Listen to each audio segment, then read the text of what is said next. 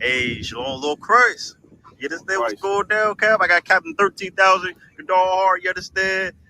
Down in Midwest Fire Weekend. Yeah. If I may, sir, this is the interview. I've been waiting. Now I got the chance. Most High in Christ. You Man. Let's get it. understand? If I may, sir, I'm gonna start off like this. Right. So you from Cali, right? Yeah, I'm from California, born and raised. Well, what part, sir? Southern California, man. I'm from. I was born out in San Bernardino. And like when I was young, and I moved to San Diego, and I was raised out in San Diego. I've been out there. And I moved back. I'm gonna move back to IE. I'm back and forth. You feel me? Okay, Carl. Now, I'm gonna take you back. So, as a young man, a younger man, Right. how was this life before the truth? Okay. I mean, it was cool, man. I had my moms, I had my grandparents. You know what I'm saying? I had a step pops. I see my dad a couple times. I had a good life. I can't complain, man. Of course, you go through your little things and all that, just like everybody else do. You know what I mean? But I can't complain. I got Jordans. I had Nikes. You know what I'm saying? Right. I had my own room. I had Mhm. more stuff than my friends for sure. You know what I'm saying? So I had more stuff than my friends. But I grew up in a lot of. I grew up in a gang culture, though. You know what I mean? There was a gang culture around me. So I was influenced by that. But I was into sports, though. You know what I'm saying? Like the sports kept me straight. The sports kept me straight for the most part. You know what I mean? So my life was cool. I can't complain, man. You know what I mean? So I'm gonna say this, sir. So I would say think back before the truth, because a lot of times, well, damn near everybody, before you come in, it's like your life is in shambles. You just like what I'm doing wrong. Yeah. What's happening? So I'm gonna take you back to then. Yeah. So what was going on before you was forced to be in the truth? Man, that's so crazy you say that because it is always some type of thing like that. It would scare you, right? Scare you like, damn, you know what? Maybe I ain't living right. So it was a time where I was young. I was like, doing street activities, right? Right. Stuff that I didn't necessarily had to do, but I wanted to be hard. You feel me? I wanted to be a gangster. I wanted to be known for doing burnt stuff. You feel me? So all the terrible things I was doing at that time, man, put not only my life in jeopardy, my family's life in jeopardy. You know what I'm saying? So somebody came through, shot my house up, boom, shot my house up. Good night. Got my car shot up on a different occasion. I got shot at a different occasion. I'm like, damn, what the hell going on? You know what I'm saying? Right. And I think that was like the pivot point that made me think like, oh wow. I at the time I didn't think what I was doing was that serious for those things that happened. But obviously to somebody it was. You know what I mean? So Right. So when that happened, I was like, man, check this out. I don't want to die. Right. I don't want to go to jail. Right. You know what I'm saying? I don't want to do none of these things. Right. So of course, I didn't say like, oh yeah, I'm going to truth tomorrow. It was just like, oh man, let me evaluate this. This is what I want for my life, you know. So, I brought it to where my people stay. So it made me look at things different and check what I was doing. And I just toned down a lot of stuff I was doing. I moved. Man, I got out of Dodge. You know what I mean? When I got out of Dodge, I was like, we focus on something. And that's when I was introduced to the truth, like probably like a couple months later after that, for real. So, and that was probably what it was. You know what I mean? Carl, and that right there. So when that was happening, yeah. Now you said right before you came in. So yeah.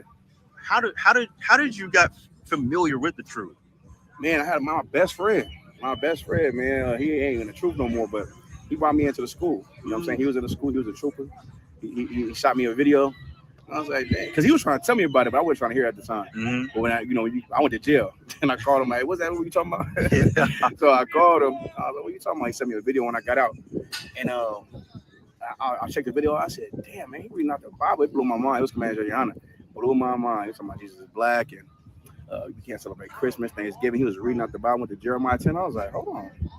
I went to church growing up my whole life. Why I ain't never heard this in my life? You know what I'm saying? Right. I'm like, this is crazy. So I was watching all the videos. I stayed up like a whole night or two, watching all these videos, man, waking up, watching more videos, like just watching it. And I was like, I just knew at that time that's something I had to do. I didn't do it because I was still, in the world smoking, whatever. Yes, sir. But it was something I knew I had to do because it just was something I couldn't argue. Right. You know what I mean? Cool. And I've always been a person who believed in God and all that as a Christian. You know what I'm saying? I want to go to heaven, all that. Deep down inside, I don't want to go to hell, right? So when I heard it, I was like, damn, this is something I can't refute, man. I gotta check it. I gotta see what's up. So he's the one that got me in it, and that's how we started rocking, man. I called the school. And you know, I've been here ever since. You know what I'm saying? Cool, Carl. I want to ask you this too, because this is a part. Because you know, we show family members the truth. Yeah. We show them this truth. Hell, we literally just have a conversation down there. Right. So people think when you come to the truth, you lose something. Yeah. You may lose time, sleep, or whatever you think, but really in the truth, you gain everything. Right. So I want to say, sir, being that we in the truth right now, you know, it's certain things people in the world may see as lost, like a brother or a daughter or something like that. A relationship. But like come to the truth. If you could explain to the people that coming in here, you don't lose anything at all. Yeah, I mean, this what it is, man. It's a battle, right? You come in here, and because you're young and you're not as strong, I didn't come in here as strong as I am now. Right. You know what I'm saying? I had to battle through things that most men will break over because that's how we're meant. We're taught that way to break. We're taught to follow our flesh. You feel me? So if it went for the counsel at the time, the brothers over me, me being a young man, I don't know if I would have been able to do it. You know what I mean? I was by myself in the city. I was calling for counsels and tuning into classes, and I was battling those things, and I was changing. Right. And while I'm changing, people are changing on me. Right. You know what I mean? So I'm like, damn, how this work? You feel me? So while they're changing on me and like kind of deter me away, you know, they want the old me. You know what I mean? That's the person they love is the old me. So this new person, they like, oh, it's a phase. You know, this is crazy. You're not gonna come over here. You're not gonna come over there. I should stop going to Christmas stuff, Thanksgiving stuff, and it was just, man, the family. I know the family would talk about me. It's good now, right? But it was just like, oh well, you know what I mean. So you lose, you're dying to that old man. You know what I mean? That's the process. You feel me? So then, as you seeing it, it was something that Adrian Muhammad told me. He's like, man, take on the villain role. You know what I mean? Embrace it. You know, he said embrace it. That's heavy. And I was like, damn, I embraced it. So I embraced the shame and I embraced the hate. And in my mind, I was like, it's all gonna work out. Hopefully. You know, I'm like, hope it's all gonna work out. You know what I mean?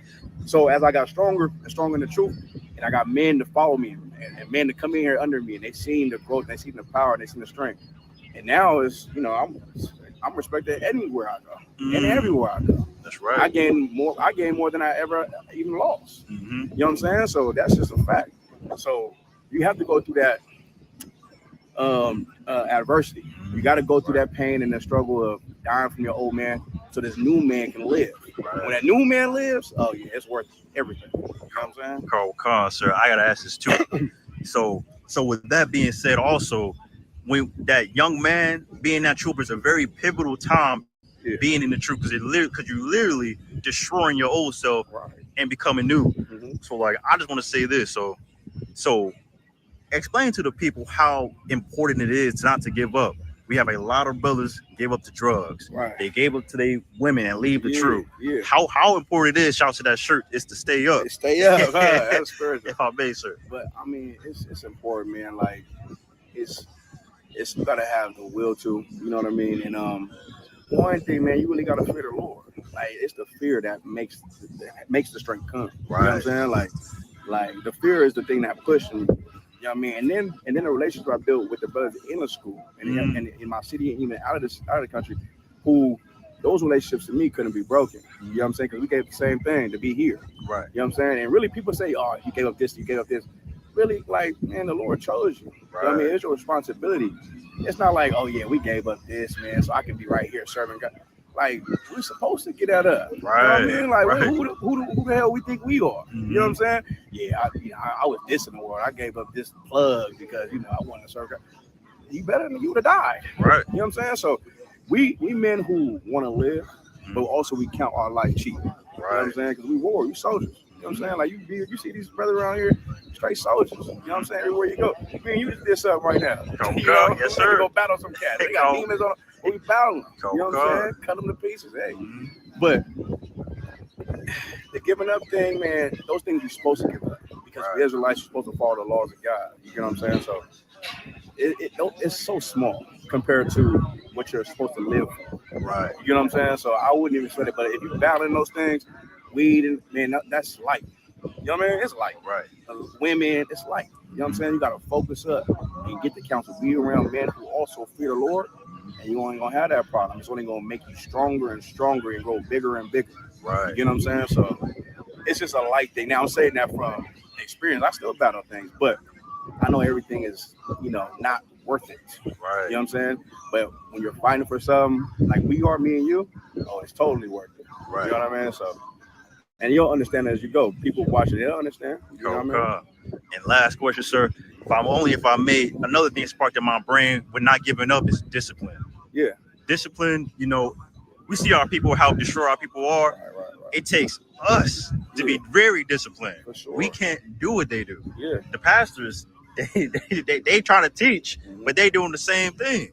So this is an important part of UPK is discipline. Yeah. So I just want to say, sir, coming from the world, viewing yourself how you were in the past till now, how much that discipline really matters to you. Man, it's the thing that I don't recognize it until other people tell me about what they see in me, right? Like they might tell me things, and more people, they don't tell you things; they just watch you. Right. People will just watch your every move because you're a living example of what they could be like. Right. So the moment you fail, now that gives them every excuse to be whoever the hell they want to be. You get what I'm saying? Right. So the expectation, the burden is on you to stay strong, stay disciplined, and don't fold any under circumstances around whoever, people in the true people in the world. You get what I'm saying? You got to be the same. Right. Feel me? So when you continue to be the same way, and people are watching you, they're watching you every move. They want you to F up. Right. They want you to. Because the moment you do that allows their demon to be like, see, he's just like you. Right. You know what I mean? I want them to know they're not like me. You feel me? But they can be. They can be like me. But then we're not the same. You know what I'm saying? Man, sir. The water. I really appreciate this interview. Man, I ain't gonna lie. You want to come to more Midwest Fire weekends? Go to Lounge, man. You know what I mean? I think it's like my third or fourth Midwest Fire weekend. So, I have a great time here, man. I had an excellent weekend. It's been a blast. You know what I'm saying? I gotta get my fight in a few hours, but hell yeah, man. Listen, September 26th or 29th, Southern California. That's right. We're having our cookout too, man. Everybody's welcome. Black is back to the video. Y'all pull up, man. That's right, Israel. This is a roundtable exclusive right here. If you're not paying your membership, you're not gonna see this interview. You understand? So of course, big shout out to Cap. I appreciate this interview, sir. Right, Shalom. Damn right. Hey, Shalom, Lord Christ, Israel. Of course, Midwest Fire Weekend. I got Captain Yatazar. Damn right. What's going on, man? If I could, I'm very excited for this interview. Very excited. So I want to start right here. So, where are you from? I'm from Houston, Texas. Born and raised. South side of H-Town. South side? So tell me, growing up as a young man, how was growing up in Houston? Growing up in Houston, like growing up in any inner city. It was, the hood. It was, to be honest, I was around everybody because I played sports. So I was in the hood. I was around the suburbs. I was in the city, out of city, traveling all over. I tried to stay busy so that I could kind of stay out of trouble. You know what I mean? Because it's easy to get in trouble and hard to get out. That's right. My mom always told me so. Yeah, man, growing up in Houston was just, it's like everybody else growing up anywhere else. Right. You know what I'm saying? Going through different things, growing up. Yeah. Okay, I want to ask this too though. So you being the truth now though, in the world, did you have a hunger for like knowing the truth, or what exactly in your brain that you always had, but when you came to the truth, you got that answer? My entire life, I was raised in the church, and I always knew God was real, but I always knew something was missing out of what I was being taught. And it was such a craving that I had for the Lord that I used to invite all my friends to church because I felt like they needed it. I was like a good bad kid. So I was in church, but I was bad as hell. You know what I mean? And so I knew everybody. But after all the bad shit we did in the streets, I would be like, hey, we need to go to church so we can ask for forgiveness. You know what I'm saying? And so when I found the truth they started to answer questions that Christianity never tried to answer. Christianity saw these questions like, don't even ask that. Right. You lack faith by asking that. Right. And the truth was the answer. Like Christ said, he's the way, the truth, and the light. That's the fact. Right. Because when I got here and they started asking those questions, the void in my life filled up. You know what I mean? And they started to give me everything that I was missing that made me a bad kid. Right. I always had the desire to want to be right, but Christianity told me it was okay to mess up. So I messed up because it was okay. Right. God was going to still love me no matter what. But when I found out that wasn't the case, and I had to step my discipline up to the standard that he was going to prove of. Right. So yeah, that's what it did. It made me stop being a hypocrite. Like it made me the person that I always thought I was in my mind. Right. Sir. That's heavy. Now, you may have forgot already, but think about the time you was in that church and doing something that we thought had a purpose. But now we coming to the truth, Midwest Fire Weekend, we suddenly find a purpose. Right. We in the truth. We doing things, flyers, lectures, camp. So just if you could, being in the church, did you ever do something like this? When I was in the church, I was a Christian. So I used to try to witness, go out, feed homeless. My father used to do that. We used to go out and pass out little tracts and shit. And, we really thought we was doing the work of the Lord. But when we read the scriptures felt so foreign. It felt like story time. It didn't feel like I was reading the life of real men or real situations. It felt like I was reading the life of the religion that I was taught. When I came to the truth, everything Paul started saying started making sense because I'm in a school like Paul was building. Everything that Christ was teaching made sense because he was teaching men to raise a nation. It took the religion off of it being in the truth and made it you, me, and these brothers and sisters. Now, the Fire Weekend to me looked like now Christ feeding 5,000. Right. Looks like the Fire Weekend in my mind. You know what I'm saying? Taking little resources that you got to feed many, like we do. We ain't rich, man. You know what I'm saying? But we can feed whoever walk over here. And if anybody that needs something, we can provide it for them with this little group of people. That right there, when I started reading the scriptures in the truth, it made the Bible be real. Right. It made it reality and not religion. Now, what you said was just so heavy. I want to bring up the mission to Acuna because it takes what you just said about caring about people. And so I know he's the man in charge of that mission. You understand? That really helped a lot of brothers that needed help. So I just want to say, sir, the UPK, we do councils, prison programs. We do basically anything you ever need is in the sanctuary, sir. So I want to say this. How meaningful is helping your people? If you don't help your people, then you just talking. You know what I mean? Like fake Israelites, they don't have a way to show their work because all they do is flip through the Bible and pull out scriptures that they don't even understand.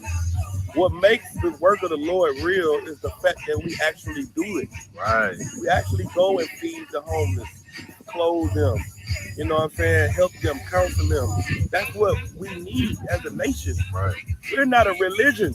We're a family. Right. That's scattered, broken up. We don't know who we are. We don't know where we're from. And now we're giving our family their identity back, their last name, what they ate, how they dressed, how they carried themselves, the God they serve. That's what we're giving back in here. So, but that's a heavy ass question you ask because nobody sees what we do because we don't publicize it in a way to get a pat on our back. We got to be told to record our shit and do it. You know what I'm saying? We got to be told. Y'all, if y'all don't do it, y'all don't record it. Like, we got to be told that because we just honestly, genuinely give a damn about our family. Yes, sir. You know what I mean? So, also, too, sir, with that being said, in the UPK, I ain't gonna lie. I know for me, I didn't really care about anybody in the world. Being in the world, being in church. You know what I'm saying? You was in the church. Yeah.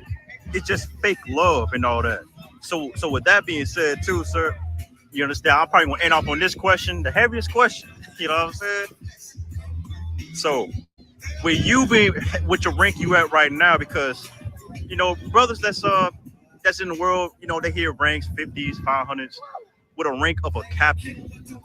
What kind of care, or whatever the case may be, what kind of care, discipline, mindset you gotta have to have that rank? Okay. My rank doesn't mean that I get to eat first. It means I get to eat last. It means that you give me my plate first, I sit it to the side just in case somebody else don't have food or you run out. He gets my plate. It's big enough to feed 2 people. That's what my plate is. My life belongs to my brothers. Your captains and your generals, the camp leaders, we don't belong to ourselves. We get phone calls in the middle of the night, and we stop what we're doing to deal with everybody else. We the nigga 911. Right. You know what I mean? And we are a 911 like the white man has. Right. You don't think about, it's 3 a.m. It's too late to call 911. That's what we provide in here. Right. So it's important that people understand what we actually provide. And the rank that you got just means you got more responsibility. That's all it is. It don't mean that I got, that I can tell you what to do. It means that I'm more responsible for you than I was when I was a 5,000. Because now I know better more than I did when I was 1,000, when I was 50. Now I got a bigger responsibility. And the heaviest thing about this that people have to understand is we are men. Right. I see ass and I like it. I smell weed and I think about wanting to smoke it. I see and smell and want the same things that everybody is being tempted with. But I have to live up to the standard that I say I believe in. Because if I don't, then I'm a hypocrite. Right. And so now I'm 10,000 more times responsible for myself and for everybody that watch me than I was when I was just a young man. Right. Because just imagine if you heard about one of the generals smoking weed, how much it would break you. That's what it is to have rank and make a mistake. Right. So now if you a trooper and you in this school, if you a 50 and you in this school, you outrank everybody out of the school. So your father and your mother and your cousins, you outrank them. So you are the example for Christ in the world. So you don't have an excuse to still smoke weed because you're a trooper. You don't got that excuse. Right. Because you are in here to not be a hypocrite. If you want to smoke weed, you can go anywhere else in the earth. In the entire earth. Just step out of here. If you like white bitches, guess where you can go get them at? Everywhere else but here. Right. Don't come in here to be them. Right. You come in here to be like us. Be like Commander General Hunter, because Commander General Hunter teaches us how to be like Christ. Your pastor didn't teach you how to be like Christ. He taught you how to be like the white man. And I know people hate to hear that. They think it's so racist. But it's real because the spirit that's on you is the spirit of the white man. Right. It's really what it is. So your rank is just your responsibility just been enlarged by the burden of not being a hypocrite. Right. That's all it is. Man, sir, that was very heavy. But now, of course, people in the world, they be watching these videos. They're not gonna like, but I want to say this, if I may. What? I want to say this, if I may, sir. So the brothers in the world, right? They tend to only care about themselves, sticking to the subject of caring. So, like, if any advice you can probably change a brother's mind to actually care for another black man, what would you tell him? If you don't care for a black man, you're a white man. That's heavy. That's heavy. You don't care for your own family, then you're not family. Like, we family, we blood. And the white man hates his brother. That's where civil wars come from, the Revolutionary War. That's why the white man left Great Britain and came over here, because he hates his brother. When you fight against your brother, that's white. That's not a black culture. Right. Gang banging, that's white culture. The red and the blue, the red coats and the blue coats, the Democratic and the Republican, the Crips and the Blood, that's white. ain't black. So if you thinking like that, you think like a white man, and so you're not a brother. Man, that's heavy, So the sir. only way you could be a brother is for us to love one another. That's right. That's it. Car. Man, sir, had to get Captain Yachty. Damn right. Had to get Captain Yachty over here. Midwest Fire Weekend. The water, sir, for this interview. Why did you right? Most time Christ. Man, Shalom, Lil Christ. Man, if I could, I got Captain of 10,000 Hardaria Allah of Detroit. You understand? Midwest Fire Weekend, of course. We down in Car. We down in D-Town, so sir. You understand? I just want to do an interview with you. This is something I've been trying to hold off for the people. You understand? But now you can't wait no more. You understand? So now I got the chance to talk to you, sir. So if I may, I want you to think about yourself as a younger man before the truth. Like, how was growing up? Growing up, man, just regular situation. I can't even say regular because a lot of people don't grow up with two-parent households, you know what I'm saying? But I definitely grew up like that, both mother and father in the crib, you know what I'm saying? If you ask me, it was a pretty smooth upbringing. You know, I came up in the 80s, you know what I'm saying? So we definitely ran into the crack era, things of that nature, which changed my life up a little bit, you understand? But overall, it was just really like a normal situation. The most that you could call normal in dealing with the regular things that black people go through in the hood. Have you ever witnessed any strife with your families, brothers or sisters? Man, it was very smooth, man. I was probably the trouble in the family, you know what I'm saying? Getting into trouble, man, you know, just because, you know, how you grow up, like I said, coming up in the 80s and whatnot, so it got a little rough outside. So usually you couldn't be who you wanted to be if you lived in a gang-infested neighborhood. You lived around drugs, things of that nature. It hardens a man, you understand? So I went from being a nerd, you know what I'm saying? Like I went to aviation school when I was younger, and that's what I planned on doing.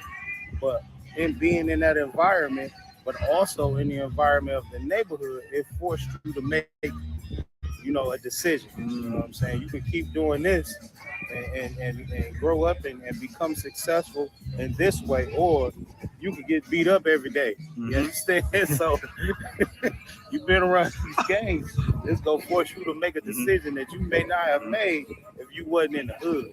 You know what I'm saying? So me really was the trouble in the house. Because of that situation, I acted out a little bit more than I should. You know what I'm saying? But when you look back on everything, you know, just like the scriptures say, the Lord knew you in the womb. You understand? Everything that happened was needed in order for me to become the man that I am today. You know what I'm saying? I got to see both sides of the streets. So now I can make a wise decision when coming into the truth, because I know what it's like to do both things. You understand? So that's really just what it was. Man, so that's heavy. So on top of that, you understand, you from Detroit, if I'm not mistaken, sir? Born and raised. So being in Detroit, how you ever heard, because now you got a camp in Detroit. Have anybody told you why you still here? You should go ahead and move out. Why you in the ghetto? Why are you here? So they ever told you right, sir? Well, no, I don't really hear that too much. You know what I'm saying? Detroit, this is my home. I've been all over. I've lived, you know.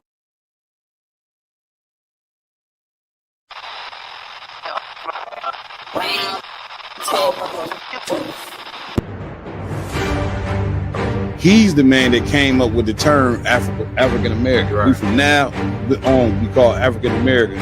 But now somebody run up on you and say we should leave this place, you turn to them and say, where we gonna go? They have the American flag and the symbols of red, white, and blue, but it's black people. Right. So it's not they're not repping who they are. Right. They're repping the country that they serve. These leaders that don't care about their community, you know what I'm saying, that always, you know what I'm saying, just focusing on winning gold medals and championships and different things of that nature, and have no thought to the Black, Hispanic, and Native Indian community. It's gonna come back at home. Enough for hearing that happened Tulsa, Oklahoma, Rosewood, even Emmett Till was somewhat similar. It's like once something happens to a white woman, that's the justification to kill all niggas. At the same city, at the same time as the Klansmen, the Purple Boys had a mass march on the other in downtown, but blocks away, and did not cross paths with that. Real Nigga University in 5, 4, 3, 2, 1.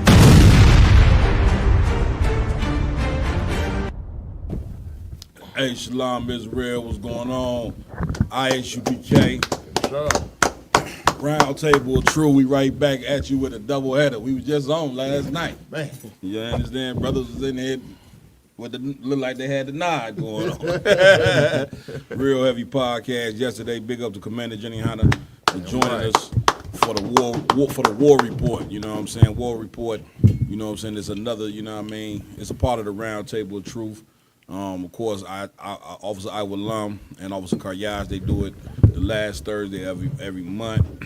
But of course, as this World War III pick up pace, I think the brothers might pick up pace on the podcast as well. You know what I'm saying? To keep you informed about what's going on with the war and keep you informed about what blacks, Hispanics, and Native Indians should be doing as it pertains to the Third World War. Right. And it's heavy that these brothers started that because, you know what I'm saying, with the Third World War going into major effect, our people need some direction.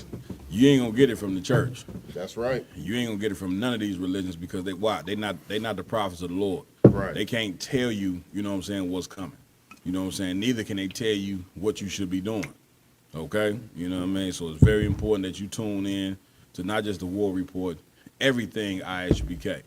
We on 7 days a week, damn near. Get me right on that. You know what I'm saying? 7 days a week, you got the opportunity to go online, you know what I'm saying, and learn the Bible, learn life, learn everything. You know what I mean? So the prophets of the Lord are on the set. You know what I'm saying? That's right. We good with the sound? Oh, we good? Okay, no sweat. All right.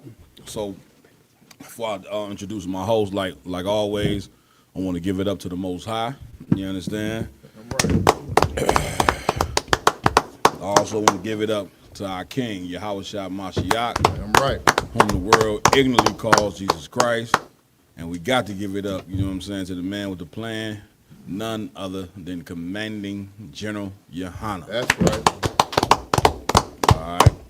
That being said, I got to give it up to my host to the right, here every week doing what he do. Officer Lamakiala in the building, you understand? And to my far right, we got Officer Iowa Lum in the building. All right. And to my short left, I got Officer Mayad in the building. He just changed seats, that's all.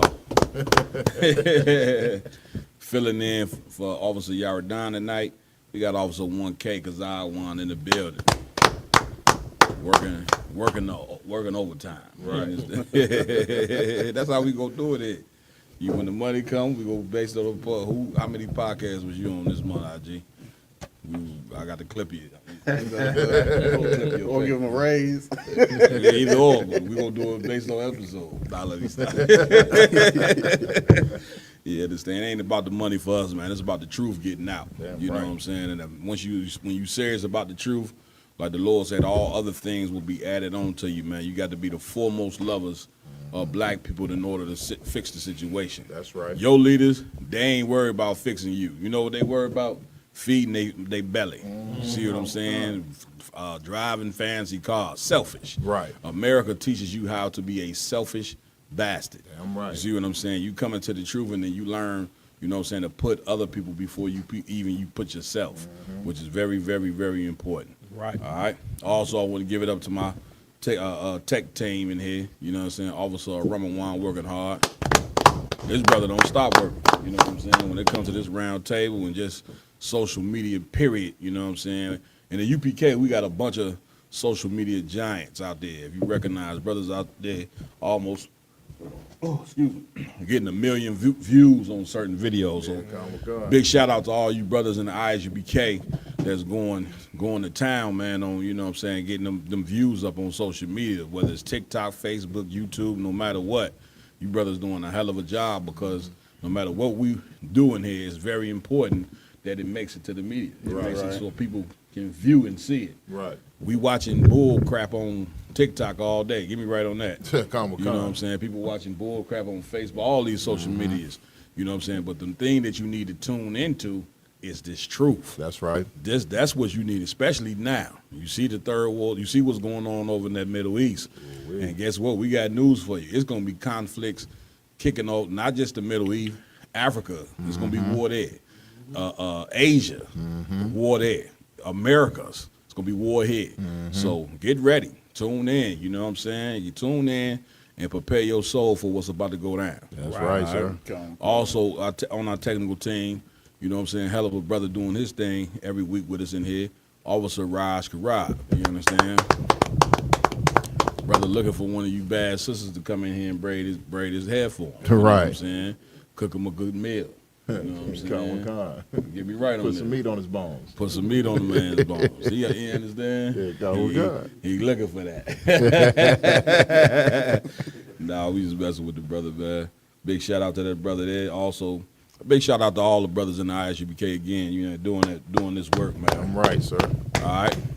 So, Lamakiala, you know, what we going first? You know, Con. This video we about to watch. This is obviously parental discretion. It is advised. Any announcements before you go into the thing? Con. As always, make sure to go like, follow, share, subscribe to all Round Table of Truth, Real Nigga University podcasts. You know, social media's out there. We definitely appreciate your support. Everything that we doing is right back to the community. That's it. You know, so if you have any donations, there's a link in the chat.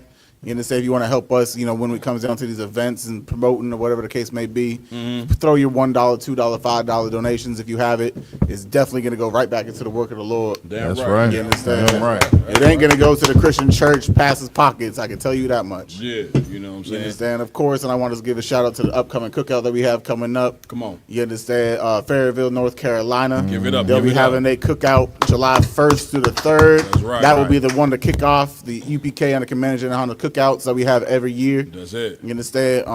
Also, I just want to say, I'm gonna let you continue, but if you're in that area, I would suggest you go support that cookout, because it ain't just a cookout. They got events going on from July 1st to the 3rd. Right. For That's right. the adults, for the children. Man, once again, it's one big black and brown party. That's you know right. what I'm saying? 3 days, you know what I'm saying, of enjoying the brotherhood, sisterhood, no fights.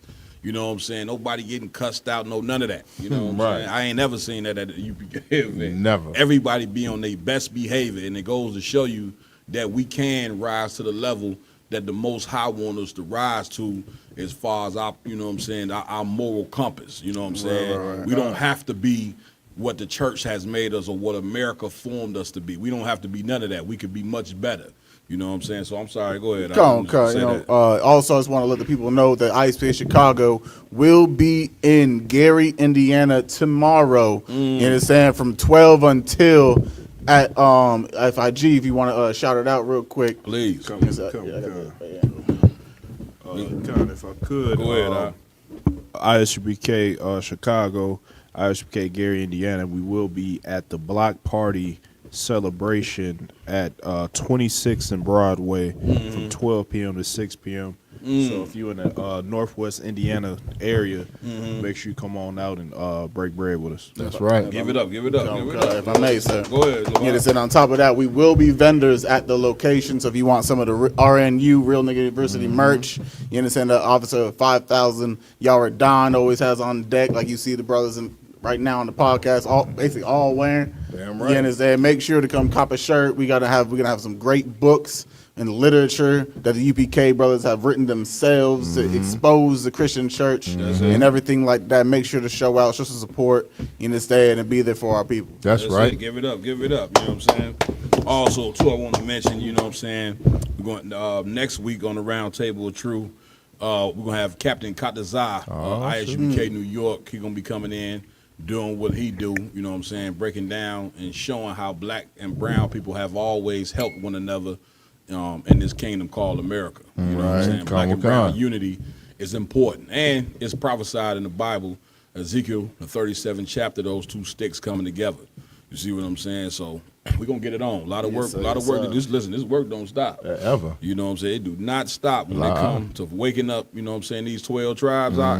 It don't stop. Let me tell you something. It is the greatest job in the world. You know what I'm saying? To wake up the people who sleep. And trust me, the church didn't put us to sleep. We didn't got off our game. If you a so-called Black, Hispanic, or Native American Indian, these religions have put us to sleep. And then it has made us horrible people, not just individually, but how we deal with one another. Right. We so stone cold now, you wouldn't even speak to your neighbor when you come out the door. Right. You see what I'm saying? When back in the day, that was unheard of. You spoke to everybody on the block. Everybody knew you, this, that, and other. But because you tried to conform to America, and you conformed. And when you conformed, you know what you became? You became just like white people. Cold. Right. You understand? Right. With no sympathy towards one another. What in the hell you thought was going to happen the minute you decided you want to integrate it with the people that enslaved you and that took everything from you? You know what I mean? We ain't never been treated by America kindly, ever. So what in the hell you thought will happen when we integrated with the people who was horrible as these people are? You understand, Lamar? Come on. So going on to the first story, want to advise. Go ahead. Oh, Slocky, I was going just a quick plug because the brother ain't here, and he usually get a chance to just plug his website. Officer Yardon's website.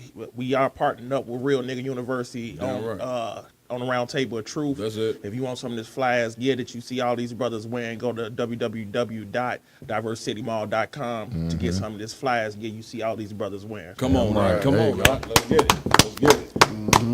All right, where we at with? Let's go. Okay, I'm moving on to the first story. Go ahead, Ramawan. No, you got it. Let's get it all out. Come on. To make sure that we get it out here, but make sure the sound so they can hear me. So we do have our super chat on. That's right. This is our first one. They've been denying us our super chat for a long time. Okay. So this the first week we've been able to get our super chat back. We got it back now. Most so high Christ. if you have anything you want to donate to the Round Table of Truth, of course, it's to of course, grow this this podcast, but as well, it's to grow the nation of Israel. Come on, man. So make sure y'all tune in and give to that super chat. Damn right. You know what I'm saying? Also, too, let's make sure we get the GoFundMe link and throw it up on there for the Midwest 5 weekend. We ain't even mentioned the Midwest 5 weekend. You know what I'm saying? We got the Midwest 5 weekend coming up. You know what I'm saying? July 31st to August 3rd.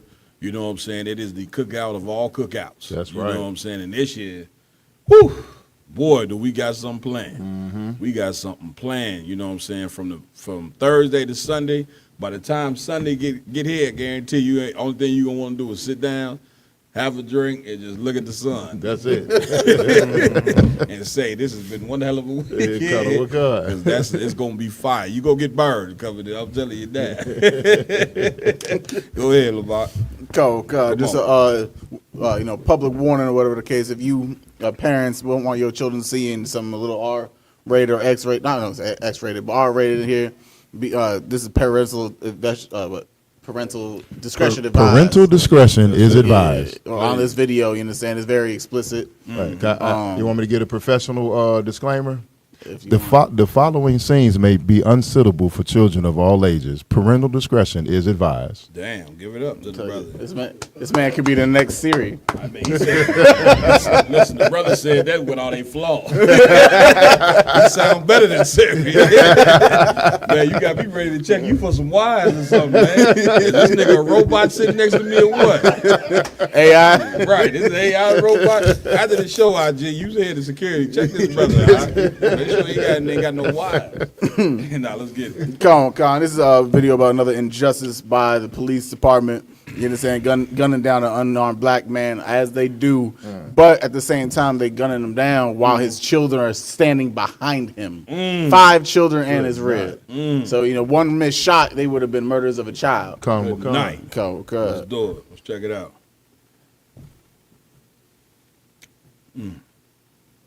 Just give me the baby so I can please. Give me that, please. He just came to court. He just came. Go back inside already. Get your hands up. Keep your hands up. Lorenzo, put your hands on top. Follow our direction. He just came from fucking court. My papers inside.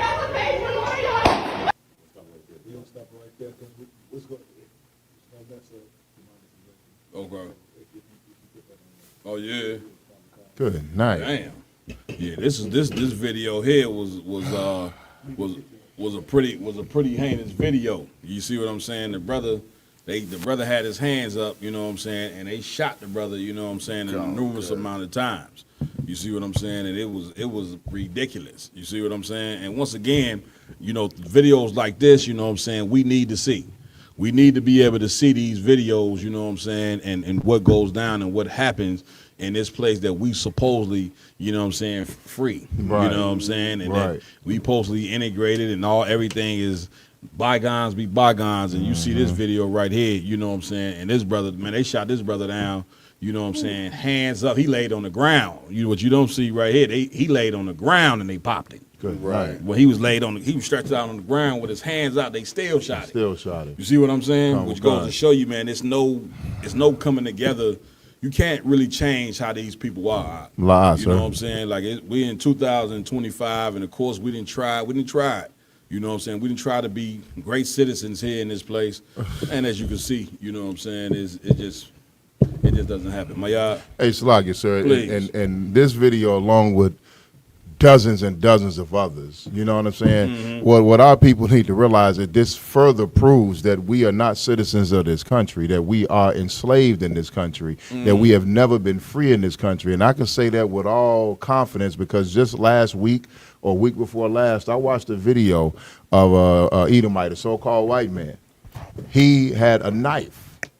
He chased this female officer around her car with a knife in his hand, swiping the knife at her, told her, I'm going to cut you, I'm going to unalive you. Yeah. Actively trying to unalive her. And they ran around the car for about 5 minutes or so until he got too close. You know what I mean? And she pulled the gun. Yeah. He stopped and then chased her again for another couple minutes. And she shot him one time. He dropped.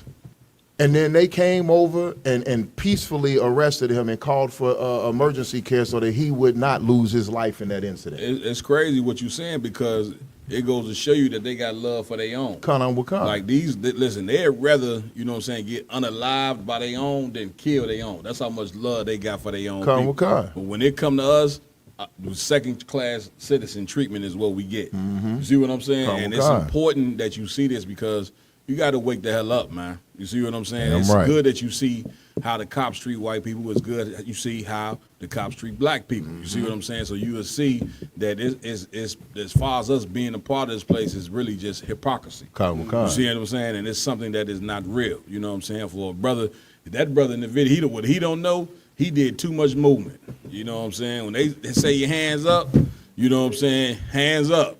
You know what I'm saying? He going in his pockets, taking stuff out of his pockets, man. Right. Listen, these people are the devil. They're going to shoot you when you do what they say. So if you ain't doing what they say and you making too many goddamn movements, they going to really pop you. They just, when these cops pull you over, man, they are looking, you know what I'm saying, to harm you. You know what I'm saying? Because you are the prey. If you a so-called black or brown man, you are the prey in this place right here. That's right. You know what I'm saying? You thinking, you know what I'm saying, that you work a good job, you keep all the laws in America, you know what I'm saying? You think that you really may just be good citizen, which you may be. That don't matter to them. It don't. You see what I'm saying? Because once again, you were brought here to be a slave. That's right. The Lord said in the Bible that these people are your enemy. Enemies from the womb. Esau and Jacob they was fighting in the womb. Right. You understand? It's the same way in the jungle. You know what I'm saying? Tigers lions and hyenas, they are born enemies. It's what's natural. And the Lord created it like to be like that. You understand? Like the scriptures say the Lord is a man of war. The Most High ain't create all people to get along. Right. You understand? It sound good, you know what I'm saying, or whatever, but that's just not the reality. Right. You understand the Roman one? Please. Just to get that still shot of this brother right here. This is actually like when it first happened, and to see that this sister, I don't know if my eyes seeing me right. Oh yeah, that sister got a baby in her hand. Yeah, she got two babies. That's it. And that's how, like, you want to see what your oppressor look like. Your oppressor is not ashamed to shoot you with two newborn babies and your woman on. Like, look at the little baby behind that's on the ground. He running for hell. He like, man, what the heck is going on? Right. Like, in front of 2 newborn kids. Like That's it. Like, what if he would have missed? Right. But they didn't care about if they missed. Right. Because to them, it was like they was hunting prey. That's it. You know That's what I'm it. saying? And you know what I'm saying? Well, I'm coming to you because I won. Listen, what they care about shooting you in front of your babies, I mean, remember what they did to Philando Castile. Right. His daughter was in the backseat crying. You see what I'm saying? Go, you show you, man, these people are animals, man. Yeah, and they don't care for your life at all. At all. And this is the reason why we got to get ourselves together. Right. So-called black man, Hispanic man, Native Indian man. Like, there shouldn't be no question. People saying, well, should black people help the Hispanics? You know, you damn right we should help with each other. We under the same oppression. You know, we both got a common enemy out here. You see what I'm saying? So this is insane. You know what I'm saying? If they pop Philando Castile in front of his goddamn daughter, and it means absolutely nothing to him. At all. And what that means is that you can't exist in a place like this. You understand? Like, black man, you got to come on, man. You got to get in this. You got to get in this truth. It's an order to get in the truth. It ain't optional. Right. A lot of brothers think it's optional. You know what I'm saying? To come into the truth. But videos like this is the Lord showing you that there is no option. Because I won. No, I was gonna say, Please. if I may, sir. Like, if you look at this picture, and I hate to make this about, you know, the black family, and we all know that this video is talking about the devil that the Bible speaks of and the white man. But if you look at this picture, you know, of course, the sister fueled the fire because she should be in the house with those kids. Now, the one thing that I can see in this picture is the 2 kids knew that there was danger. Because if you look at this video right now, that sister ain't flinched. But the kid in her arms is trying to get out of her arms so he can get in the house. The other kid is trying to run in the house. They sense danger. But the demon on the mom and daddy doesn't even realize that they're in front of danger. That's it. You understand? So it's like it just goes to show you that the leadership that us as blacks and Hispanics and North American Indians has failed us in the innocence of a child even knows when we in danger in front of our enemy, and we don't even know it. You understand? Could you speed the video up to where towards the end and play after they with the gunshots? I want y'all to hear the sister who was holding the camera, you know what I'm saying, what she was saying, you know what I'm saying, when she couldn't believe it, okay? Yeah, you know what I'm saying? She could not believe what she just seen. Lamar, come on. If I may, this is to all the brothers and sisters out there that think they can join the white man's forces, the police, the military, and all that, and think that's going to give you some respect. That's going to be where you can change the system from within. We've been within the system for far too long. That's a fact. And obviously, change is not happening. Once you join the system, you start just following the ideals. You become a Blue Lives Matter. You stop becoming a Black Lives Matter. And that's the problem. Your initial intake might have been in a righteous spirit. You might have been in a good spirit. But once you in there, they start putting all the doctrine of this and that on you, and you just start to assimilate yourselves. Then Blue Lives Matter become more important than Black Lives Matter. You cannot change the system from within. You have to separate entirely from the system and combat it. So give it up. Give it up. And we know that's a fact because of how them black cops in Memphis beat that brother to death. Yeah, Conor McCarr. You know, they did him worse than what Rodney King just got beat. You know, remember the white cops beat Rodney King? Conor McCarr. But the brother in Memphis, man, they beat him so bad that he died. Because McCarr. they damn near, like when you become a black man and join the police force, or when you try to just get up and to where you're trying to impress your slave master. Hell, you go hard. Listen, the impression, when you trying to impress your slave master, you go harder than the slave master goes. That's a fact. You ever been working a job, you know what I'm saying, where you have a white supervisor, a brother get raised up to supervisor, first thing you do, you see him in the morning. He used to work beside you. Right. You see him in the morning, first thing he doing is moving his belt like this. Now he Mr. Commando. You looking like, oh shit. Right. You know what I'm saying? Excuse my language. You understand? Y'all get them boxes over there and all. You looking like this is a whole different cat. This cat was just working with me. You know what I'm saying? Come on, man.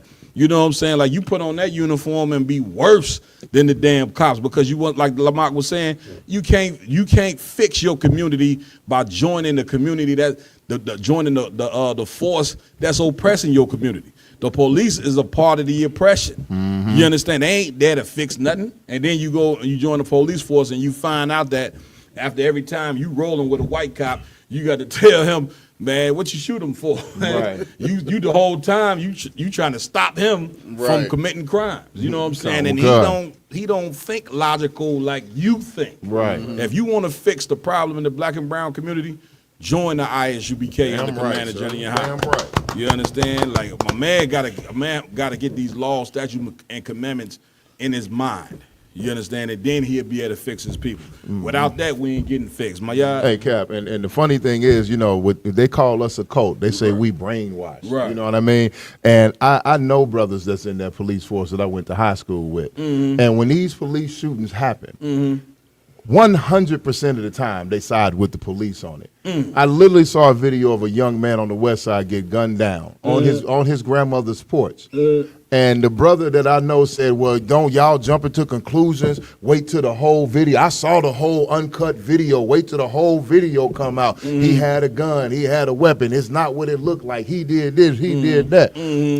Next week, the whole uncut video comes out, and this young man ran upstairs to try to run in his grandmother's house, and the police officer shot him down on the porch, blood running everywhere. That's it. You know what I mean? That's it. But in that police station, they slowed it down for him. Yeah. And then they circled the part, said, see, the gun is right here. Yeah. If you look at this shadow right there, they convinced them. They brainwash them.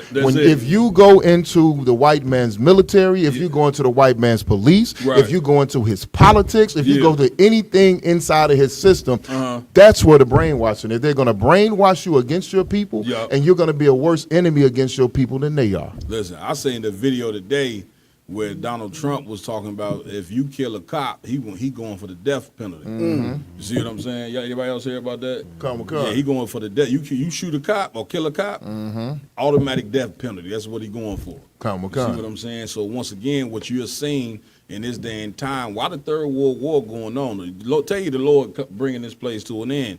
That means before your kingdom get here, black man, is that the racism of America is about to get heightened. Yeah, it's about to get turned up to a level, you know what I'm saying, like you cannot believe. And if you don't turn to the Most High, you ain't going to have no protection against white supremacy and them turning up the heat. You see what I'm saying? So now's the time to do what? Pray to the nigga God. That's right. Get out of them churches in droves. Right. You understand? Get the hell out of there. Them preachers don't have a clue what the hell they talking about. Right. All they're gonna do is turn the sisters into whores, turn them black women into monsters. You wanna know why black women monsters? The church's fault. That's right. You wanna know why these young black boys is homosexuals? The church's fault. That's right. You understand? With the Most High, whenever the people are destroyed, he goes straight to the leaders. That's why you go on Old or New Testament. You know what I'm saying? Who do the Most High deal with when the people are destroyed? The leadership. Right. Who was Christ's biggest enemies when he was on the scene? The leaders, the Sadducees and Pharisees, the publicans. You see what I'm saying? The people who held high seats in the white man's empire, those were the ones that Christ was the biggest enemies to Christ. That's Y'all right. trying to make it seem like all Israelites was against Christ. No, the hell they wasn't. Right. It was them cats sitting up in them seats, you know what I'm saying, that didn't want to lose they power with the so-called white man. They was an enemy of the Christ. And return right now, they the enemies to Commander Jenny Hanna and the ISUPK. Right, that's right. You understand? Because they don't want this truth to get out. You know what I'm saying? So they standing in the way, calling us a goddamn hate group. How in the hell we a hate group and we preaching black and brown love? Right. You understand? Because we say that America's our enemy and the white man is the devil, that make us a hate group. Right. Well, and what we saying is accurate. Right. The word devil means deceiver and liar. It ain't another race of people that did more deceiving and lying on this earth than the so-called white man. We ain't just getting up here just to be saying, oh, they white and we black and this is a problem. No, we ain't doing that. Remember, y'all the ones said you judge a person based on the content of their character, not the color of their skin. Right. So when we call a white man the devil, it ain't got nothing to do with the color of his goddamn skin. We talking about the content of his character since he been here in America for 400 goddamn odd years. That's right. You understand? What Damn we right, sir. You said you wanted to play the ending part? Okay, go ahead, Prince. See this. Good night.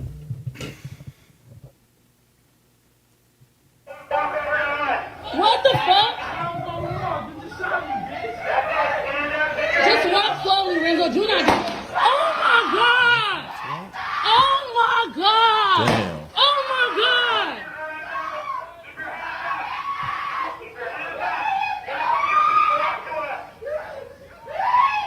Keep shooting him. Just walk, Lorenzo, just walk. Damn, wild shot up. He didn't want to get shot again.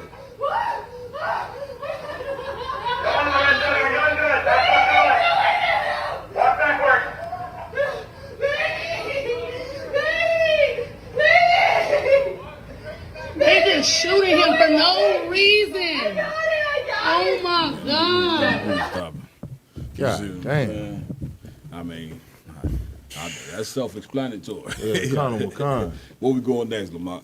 Come on. Next up, we got this brother, black brother, so-called African American or whatever the case may be, being in the right spirit on trying to protect these Hispanic people or brothers and sisters from getting deported. You understand? He's speaking out on ICE, the ICE endangerment and everything like that, and how it's time we need to stand up and protect our Hispanic family. That's it. Come on. ICE is not taking my motherfucking people at all. The people I need, they not taking them. And we're gonna do whatever the fuck. We all going if that's the case. I thought my partner was gone, man. I thought you was gone, man. You see that? We got everybody out here. Watch it up. You know what I'm saying? Yeah, on everything, man. We ain't letting everything in you. You is not going, homie. You is not going. That truck right there open. You know what I'm saying? Oh, everything, man. I'm always be patient with you. You know? It's not fucking with my garden, man. Now look out. Huh? Yeah. For real, man. I told you, get in that van. When that van pull off, it's gonna take you where you need to go. I got you. Don't worry about your shit. I got you. You know what I'm saying? I'll bring it to you. Everything paid for. Hey, man, where you going? Stay right there. Don't let them niggas catch you, man. What you doing? Stay on post. Yeah, man, Was that it? Yeah, get a brother a hand, man. Right. Like, you know what I'm saying? That right there, you know what I'm saying? Of course, it's beautiful to see, and it's what's needed. You see what I'm saying? It's definitely what's needed, you know what I'm saying? Because, brother, they is on the attack of Hispanic brothers like something you cannot not believe. And these Hispanic brothers and sisters, you know what I'm saying, they going to need the tribe of Judah, you know what I'm saying, which is the so-called Negroes. The Lord is going to call on you and require of you to help these brothers and sisters. You see what I'm saying? We're going to need each other. And you see how the brother was getting, he was like, these are my people. You seen the beginning of the video, right? The reason the brother is saying that is because this is what's natural, you know what I'm saying, to this cat here. You see what I'm saying? You only gonna act like that when somebody of your blood, it's a certain way, you know what I'm saying, that you act towards that particular person. And you gonna see black people coming into what's natural to them. And what's natural to them is to recognize, you know what I'm saying, in the future and of today, that these Hispanic brothers and sisters are our family. That's right. See what I'm saying? Because I want. Yeah, Cap, if I may. Please. You're starting to see this happen more and more all over the earth. I'm seeing it close to home, too, as well, at the slave that I work at. A lot of the Hispanic brothers and sisters draw close to me, and close to a lot of the Judites at my job. That's it. Where they like, the blacks is our brothers. The blacks is our brothers and sisters. We the same. We in the same neighborhood. That's it. So you starting to see the tribes starting to come together. That's it. Because they know we in the same hoods and in the ghettos together. Damn and right. Now they starting to see the same common enemies. That's I it. think that's what's waking us up more than anything. Damn right. Get a brother a hand on that. You know what I'm saying? Come on, Avalon. Please. And with that, Cap, it's obvious that black and brown people are coming together, and with that, America going to try to put a stop to that. I seen a video today. The Texas Mexican rapper named OT. Y'all know the brother name? OT Genesis?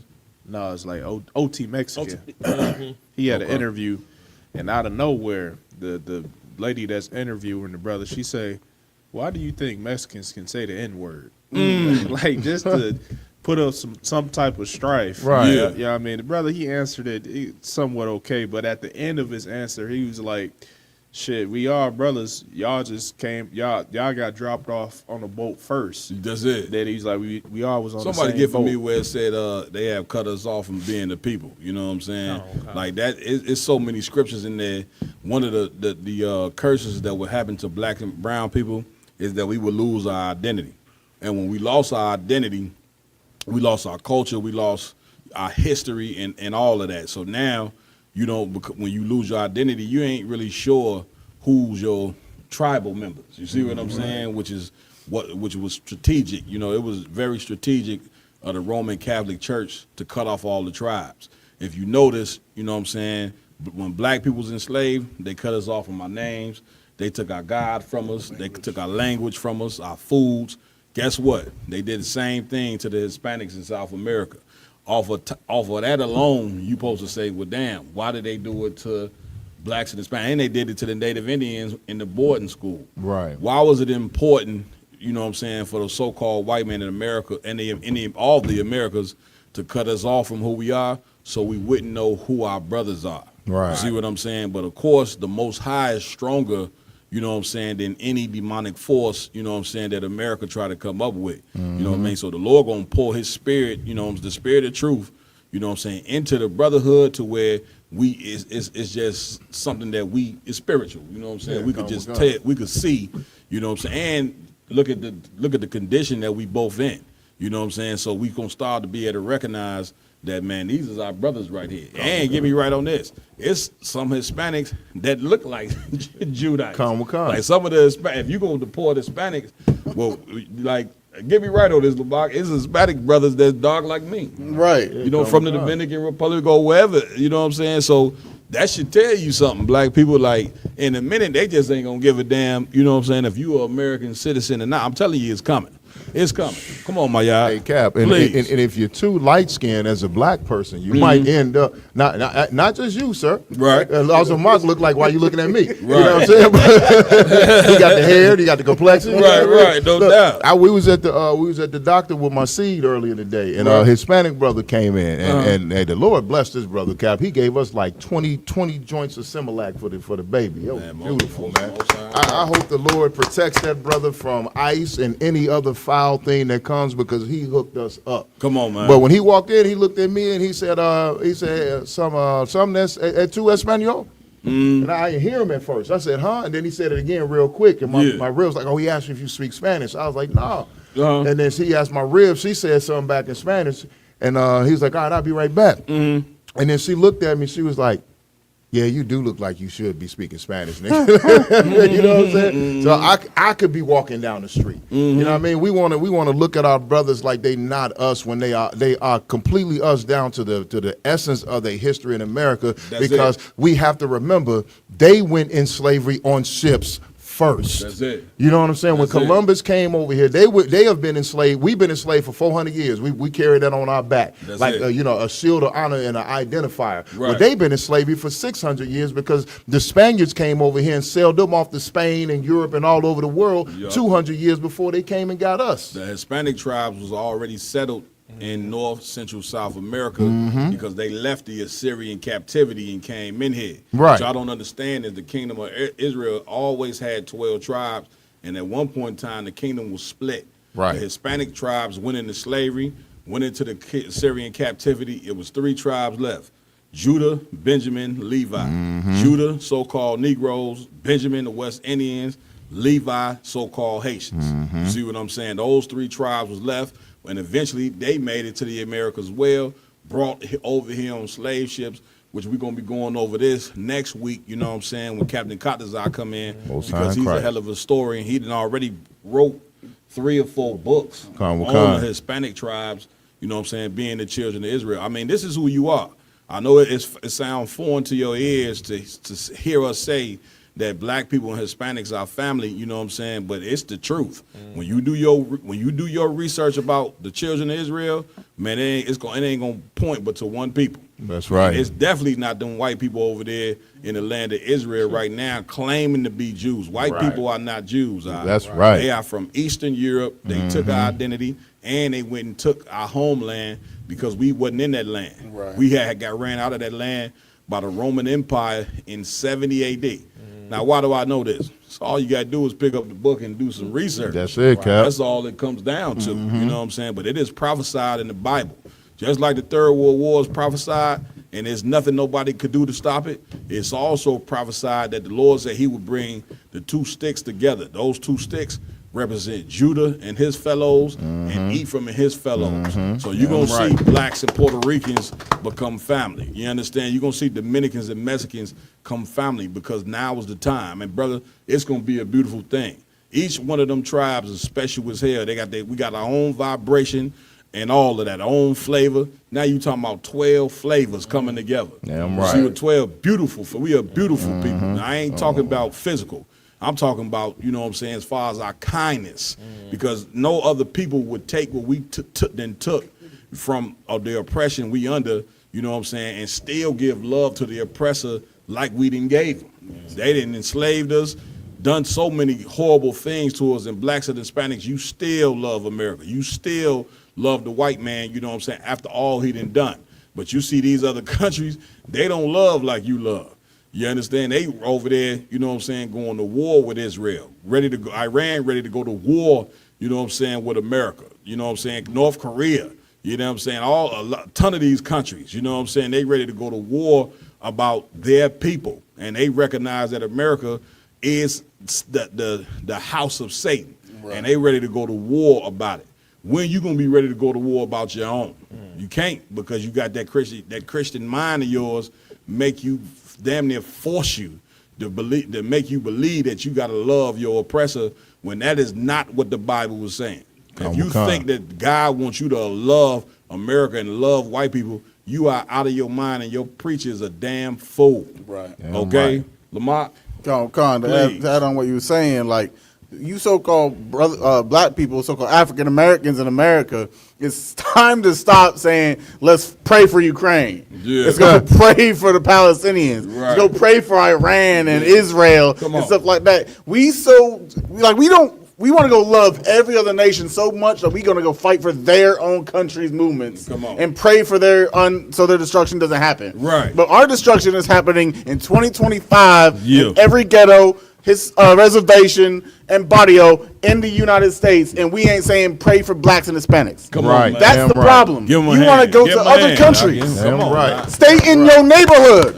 Stay in your ghetto. Stop trying to outsource. That's it. That obvious outsourcing hasn't done nothing for you. That's it. Wake the hell up. Your brothers, like the brother right here, he's a black American, so-called black American, fighting for the Hispanic tribes. Why can't you do that? That's it. Why you care about the white man? Why you care about the Arabs and the Palestinians and Ukrainians? That's it. Forsake them. They got a whole race. They got a country and a land of their own. You don't. That's it. Damn right. Brother and right. That one out. Come on, because I want. Cap, give me what I need. It just goes back to the post I put up yesterday. I'm sitting at home, and I'm hearing fireworks go off on Juneteenth. Now, somebody get me right on this. Did bombs go bursting in the air for us to get this Juneteenth, this emancipation? Right. Because they was setting off these fireworks as if they was replicating bombs bursting in the air like America did when they got their liberation, their independence from England. Right. You know what I'm saying? So it's just like it's the brainwashing that Christianity has gave black people, that now you go and pop firecrackers on Juneteenth saying, when first of all you teach peace, you wouldn't even know what to do if we had to go to war to get real liberation and real independence. Real talk. But Christ's gonna show you what it really looks like. That's why I love that picture that's going around on social media. Come on, with all those bombs bursting there. Yeah, because black folks gonna have to wake up to the real truth, because that's what it's gonna look like when Christ returns. I pray they understand that one. Right. Real fireworks. Right. What you saying is extra heavy. Here's one thing I noticed about Juneteenth. Lamar, get me right on this part, right?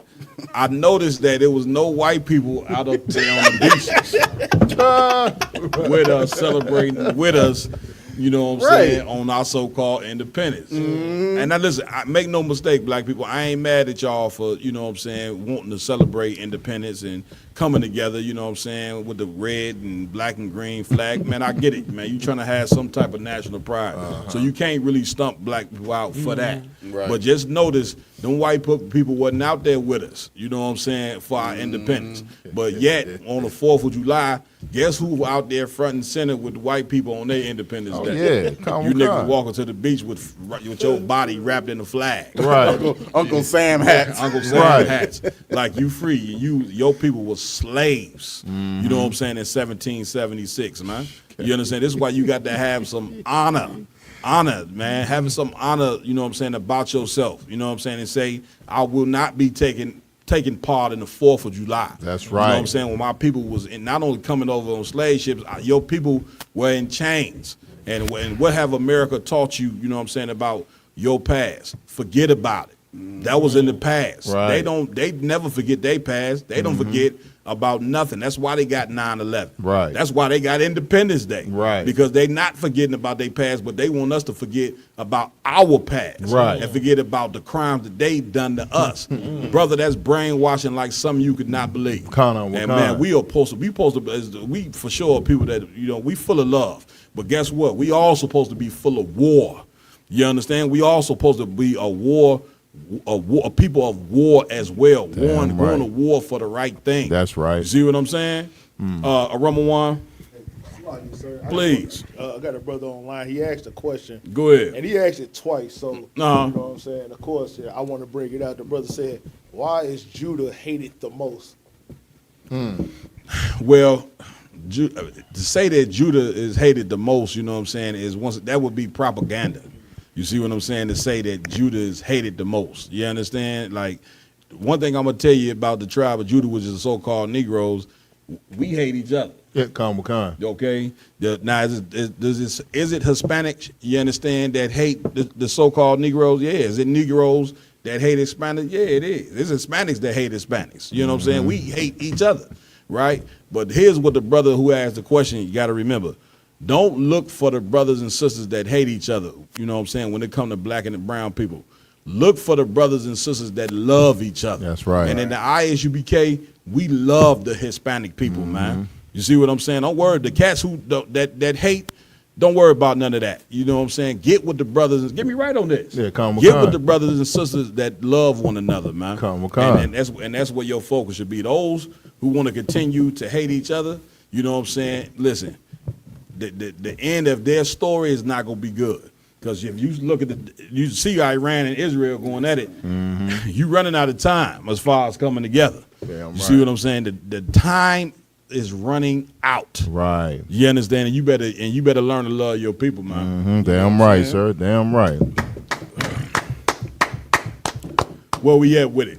Move to the next one. Let's go. The next one we have is our main topic of the night. It's an article.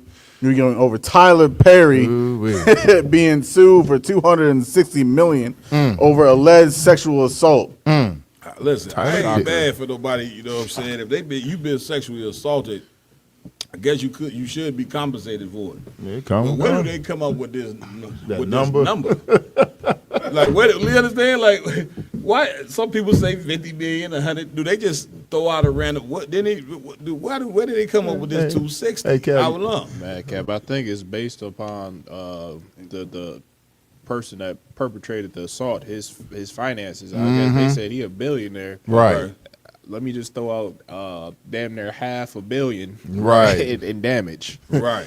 You know, it's an old school saying. They say shoot for the stars and land on the moon. You know what I mean? They figure they might as well, you know what I'm saying, go for as much as possible. You know what I'm saying? So if you go for $286 million and you end up with about 10, you successful. Right. He said he might as well go for the gusto. Go for the gusto. See what he end up with. Right. Why not? Got me a cool $5 million out the deal. You know what I mean? Come on with it. Let's get the story. Medea paid. Come on, sir. This is the New York Post. Tyler Perry sued for $260 million over alleged sexual assault by the Oval actor. Tyler Perry has been accused of alleged sexual assault by an actor from his popular TV series The Oval. I ain't never seen The Oval. Any of y'all ever seen that? Anything with Tyler Perry, that's negative. Huh? I ain't watching it. Yeah, brother, ain't no brother seen that. Nah. You know what I'm saying? Brother Tyler Perry name pop up Brother say, you can turn that off. Right. Gone with gone. You know what I'm saying? A good night. Go ahead. According to court documents obtained by the Post, actor Derek Dixon sued Perry, 55, for alleged sexual assault and sexual harassment in a lawsuit filed with the Superior Court of California in Los Angeles on June 13th. Now, you know what's funny? When this story first came out, there was a brother in the school on Facebook he made a post saying, so what y'all gonna say? Tyler Perry was about to buy CBS. Right. He was about to buy Fox. BET. He said something in that nature, right? To kind of, you know what I'm saying, kind of like make fun of whenever a person, you know what I'm saying, get charged with these type of crimes, there's always a conspiracy about what they was about to do. Right. You see what I'm saying? Like, when it comes to Tyler Perry, okay, nobody should be shocked about any sexual allegations, you know what I'm saying, with this brother. Exactly. You know what I'm saying? Like, you got to, once you come into the truth and you gain wisdom, you will start to see demons. You'll become real spiritual in here to where you can look at a person and see the demons that's on them. You can look at a person and say, oh, this cat here is a drug addict. Yeah, This cat here looks like a straight up child molester. Right. This cat here is definitely a homosexual. Come. This sister here, that's a whore. Right. You get my point? You'll start to read people, man.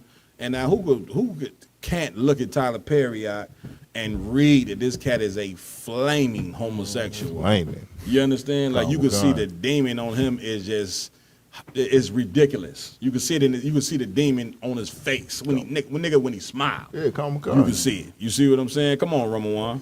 Please. That's exactly why when I made the actual thumbnail for the show tonight, if you look at that thumbnail, it showed. I did it for like I looked at pictures for like somebody give hours and hours. You can tell by their continents. You know what I'm saying? Go ahead. I looked at pictures for hours. I said I need the perfect picture because I wanted to show. For some reason, I was already in spirit to know you was gonna say this. Yeah. I was like, I need to make sure his face is showing. That's if you it. look at the thumbnail of this right now, yeah, you will see exactly what you just talked about. That's right. You know what I'm saying? Like, and it's very obvious. You know what I'm saying? Look at how the brothers how he got the money, how he got the fame. He got the money and the fame. You know what I'm saying? From he used to do shows. You know what I'm saying? Before he got to the movie screen, get me right on this. He used to do plays. Right? Famous plays, you know what I'm saying, he used to do. And he in those plays and in the movies, he got famous from a big grown man. How big is this cat here? That nigga about 6'6". That's a big brother. He gotta be like 6'6". Are you serious? Yeah, that's a big This cat supposed to be a small forward or power forward in the NBA. Draymond Green. Green, grabbing rebounds, running the court. Meanwhile, he took his big 6'6" frame and decided to throw on a dress and a wig, you know what I'm saying? And this is how this cat's claim to fame. Putting on a wig, you know what I'm saying, and a dress. And which something they have done to so many, you know what I'm saying, black actors. Like the demon of this place wants to snatch away your masculinity. You understand? I will on Cap. Please. And like the simple-minded people would think that him putting on that dress and that squeaky voice and the makeup, that's just simply acting. Yeah. There's nothing else involved. Right. He's not gay. Yeah. He's just an actor. That's it. He's just an actor. You know what I'm saying? But hey, I'm coming to you, my y'all. Here's the thing. Not only is he supposed to just acting, you know what I'm saying? You're sitting in the audience or the TV screen laughing at this big grown man in a dress and with a wig and not recognizing that this brother has a mental illness. You understand? Like money can't protect you, you know what I'm saying, from exposing who you are. Puffy learning that. You Negroes thought y'all was gonna be like the white man. The white man, he do all type of disgusting things behind closed doors, especially famous white people. Man, they having sex with children, with babies, and getting away with it. You Negroes try to go down that path of the white man, you going to jail. Okay? They having you sitting in court, you know what I'm saying, and you gonna lose all your money and you going to jail for it. It's just like black men who try to become drug dealers like white people. White people, you know what I'm saying, was the biggest drug dealers in the damn 80s. They was the one that had it. Did they go to jail? Hell no. Who went to jail for selling drugs? You. black man, because you ain't supposed to be, that vile like the so-called white man. You're not allowed to be that. You're supposed to be something greater, than being disgusting and vile. You understand, my y'all? Hey, so I was gonna say, like you said about people sitting back watching Tyler Perry with that dress on and acting like that. Yeah. That is his demon. Yep. Medea. His demon is named Medea. That's it. And he wears it in front of the world proudly and flaunts it in front of the world and gets accolades for it and gets rich for it and gets love for it. That's it. But that brother's demon is completely, totally on the forefront to the point where, like you said, even when he takes off the dress, when he takes off the makeup and the wig, you can still see Medea coming up out of him when he smile, when he talk. It's like when he's just being quote unquote Tyler Perry, he's suppressing that Medea spirit. You know what I mean? And it always kind of comes up. That cat probably cry every night, man. Come. A cat like that, man, more than likely, been molested as a kid, and, not to excuse nothing that, once again, these are just allegations, but once again, it ain't hard to tell. This here we know for sure. He definitely is a homosexual. Right. Okay, he's definitely didn't have sex with a man. Now, as far as, what this cat is accusing him of, we don't know. You know what I'm saying? Those things it'll come out, But you can also best believe that this just the first cat right here. Oh yeah. You see what I'm saying? It's going to be a gang more of these cats coming out. You know what I'm saying what the hell this cat done done. That's how they doing this empire. They let you get all the fame and riches, and guess what? They coming for you. Yeah, Bill Cosby was damn near on his deathbed. You know what I'm saying? They came and got him. Hey, man, you was pouring this shit in these women drinks, man. You know what I'm saying? Bill Cosby, what did he try to do? Play like he was blind? Didn't he try to play like he was blind? White man said, I don't worry about that. You know what I'm saying? You gonna be a blind in prison. In prison, right. Okay, act like you can't see up in there. Go ahead. Go ahead. No, I was just gonna say, please. And the crazy part about it is, the ones who follow Tyler Perry is women. You're right. You know what I'm saying? And what does that movement push? It pushed black women to look at men as it's okay for men to be emasculated like that. That's it. You know That's it. That's it. And you can tell now. You can see even in Atlanta, where he comes from. That's the big push. Emasculated men. Men is LGBTQ right in droves in Atlanta, Chicago, and all the big cities now because of Tyler Perry. He is the face of that movement. That's right it. now. That's it. You know what I'm saying? And now he's being put on that spot in that spotlight. And like, how can now us looking at it, how can we even look at him and say he didn't do it when we know what type of man he is? Just like you said, it's in his consonants. You've been Medea for 20 years now. Man, listen, the man made so much money. You know what I'm saying from being effeminate and putting on a dress and a wig. The man started his own production studio. Like, that is unheard of for a black man. That I don't know if nobody else done it but him. Sir, he got a whole lot. You understand? He bought acres of land and built a whole studio lot on that joint. Military base of the United States. A former military base. Former military base of the United States of America. Yeah, they made it into a full-fledged studio. I'm coming to you, Lamar. Listen, and here's the thing: you can't get that rich in America without white people supporting what you're doing. That's right. You see what I'm saying? And listen, they supporting what he's doing because they say we can't have masculine black men in America. You understand? Like, we need them to be what he is. Right. Because a homosexual ain't worried about coming up against oppression. Right. He ain't worried about speaking on it. He ain't worried about bringing no community together. He's a sexual predator. That's right. He's worried about, molesting your child. So he ain't going to represent masculinity in no way. And it's exactly how white supremacy wants you to breathe. Damn Once right. again, white supremacy just don't burn crosses in your lawn and shoot bullets at you. They deal with black people in a very strategic way that we don't understand. And we think we doing what we think we doing. We doing what we doing to ourselves when that's not the case. Right, sir. I was gonna say, like with Tyler Perry, so when I actually saw it on Instagram today, he made $1.4 billion off of everything that he was doing. Good night. Which is the highest paid from an actor like that. Yeah. In that way. And then, of course, people try to justify what he was doing because he did buy that military base. Right. And I believe he purchased another area that was supposed to be like a slave encampment, and he wanted to make it back to where we're not slaves no more. Yeah. They'd be like, oh, well, you know, it's okay. He did it for us. Right. You cannot emasculate yourself, sin against the Lord, and then try to say it's for black people. Right. You understand? The Lord's not going to look at your acts of sin and iniquity. Yeah.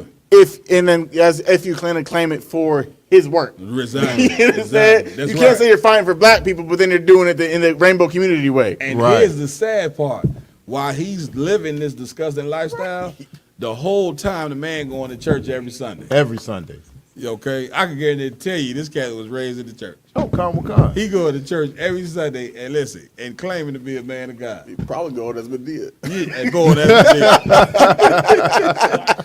Okay? Like, how much longer are we going to try to make the Most High, you know what I'm saying, you know, act like the Lord is okay with a man? Right. We can go in the Bible and show you it is an abomination for a man to wear women clothes and put on a wig. That is a sin according to God. Right, damn right. It is a sin for a man to sleep with men. It is and then we try to state that these cats here is men of God, when that is satanic, like something you cannot. But listen, if you don't recognize that the Christian church is totally satanic at this point, you might need to go see a psychiatrist your goddamn self, because something ain't right with you. Okay. Okay. That scripture that you call. Go ahead, please. Real quick, I just sent him a video. And I just want to play the video because right before this, he did give out a speech at the BET Awards. Come on. That was talking about how they was taking all our black names off of buildings and stuff like that. Tyler Perry was right before these allegations started to spring out. So I want to play a little clip it and just get your your thoughts on it and see if maybe that has something to do with what's going on right now. Okay, come on with it. He can get the scripture first. I think he's still looking for it. Yeah, Okay, Cap, go ahead.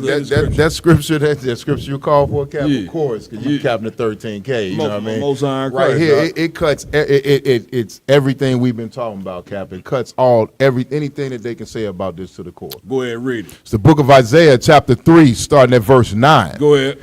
The show of their countenance doth witness against them. They show they what? Their countenance doth witness against them. Once again, they show their countenance, meaning you could look at a person and tell that this person is a homosexual. They show their countenance, how they face look, how they walk, they whole vibe. Read.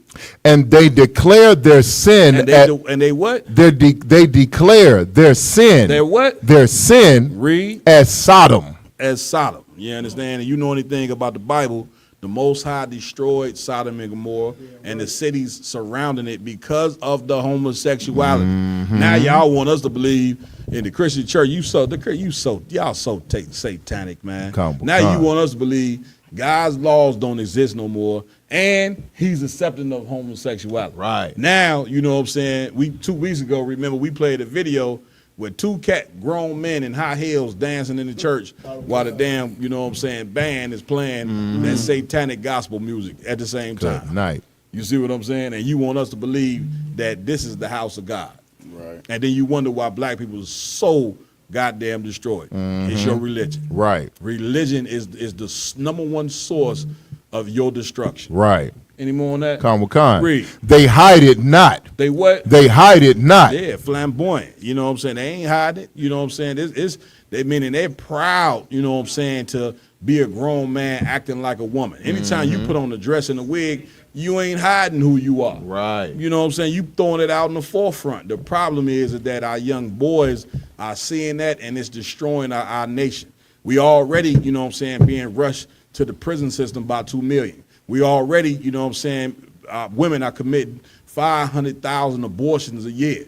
You understand? We already having super gun violence where we killing each other. But last but not least, let's go ahead and turn all young boys into homosexuals. So you got 4 demons that I just named right now trying to destroy you black men, and I got to ask you, what in the hell you going to do about it? Right. This is why you need strong men. This is why the Lord say he reserved 7,000 men who have not bowed the knee to Baal. That's right. Like this is when you come tune in this round table, or you tune in to anything in the ISUPK, we are calling all soldiers, you know what I'm saying, black and brown men, to stand up and go to war for all the atrocities, you know what I'm saying, that are taking place with us as a people in the Americas and abroad. Damn right. Just like every other nation is gathering their soldiers together, we doing the same damn thing for the spiritual warfare that's being taking place in this hellhole called That's America. right. Damn So, right, you sir. on that? A little bit, sir. If you want to drop it, we can. We could drop it. You I know what I'm come saying? Where we going next? All right. On the video. Waiting on the video of Tyler Perry. On the video, we might have to move on. If y'all, we got time. Go ahead. Just a snippet. He was when he was talking about this thing that is happening in this country, and I want you to pay attention to it. Don't miss this. They are removing our books from libraries. They are removing our stories and our history.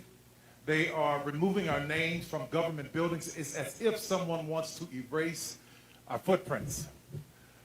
Because what we need to understand is that if our children See, stop right there. You see Snoop's in there. Man, that nigga don't give a damn about nothing was being said. That damn nigga thing. mind right now is on planet Oz.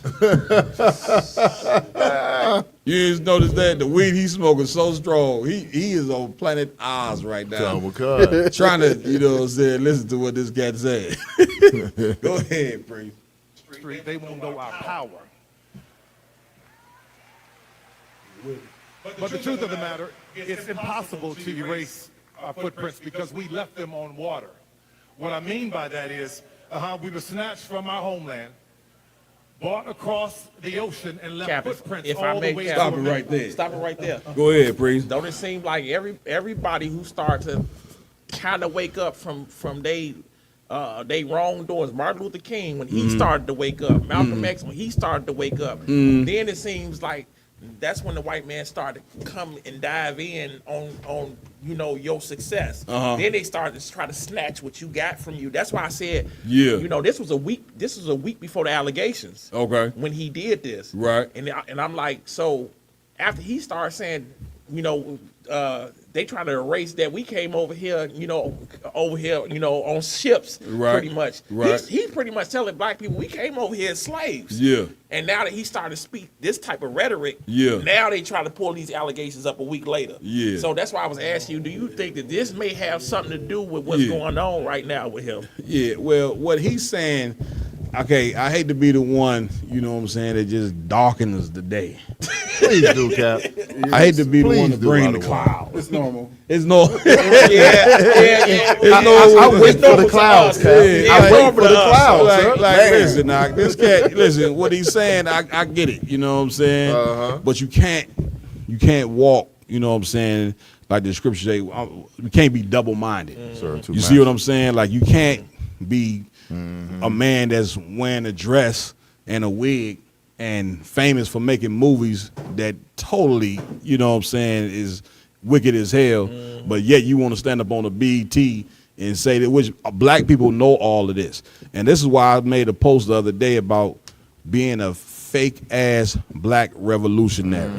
You see what I'm saying? Like you see them brothers and sisters in there shaking their head. They don't give a damn about the cause of their people. But it sound good to get up there and say what he's saying. You see what I'm saying? But to really be a black revolutionary, man, you got to go to the core of the people. You know what I'm saying? And not just go to the core of the people. You got to be willing to put your life on the line, not just give money to some foundation that's going to rob, you know what I'm saying, the people, meaning you sending these black celebrities and athletes sending money to these black foundations, the money never make it back to the neighborhood. They donated millions of dollars and they come out there and pass out a backpack that's going to rip and some cheese and crackers. You know what I'm saying? Meanwhile, they just got $1 million because they thieves. You see what I'm saying? So yeah, it feel good to get up there and say what he said. I get it. You know what I'm saying? Now, I ain't going to get into that where, you know what I'm saying, that's why the allegations come. The allegations come because this man is wicked as hell. And this is what we must remember. You know what I'm saying? Otherwise, you'll get caught up into what all black people get caught up the minute that allegations come. It's because of some conspiracy of them trying to be right. You see what I'm saying? When they should have, the only way that you could be right is you got to do what Christ said to do to be right. Damn right. You see what I'm saying? And here, I'm coming to my yard, and here in the UPK, you cannot be a fake revolutionary up in here. Right. That's you see what right. I'm saying? You got to be willing to be hated. And most cats, they ain't willing to be hated. That's why Christ told a rich man, sell all that you got and come and follow me. What that rich man told him. Now, I can't do that. Can't do it. You see what I'm saying? Because he cared. You can't be a person that cared more about your riches. You see what I'm saying? Than fixing black people. This cat is a billionaire. Is he not? Get me right. sir. He a billionaire. Good night. Where he at?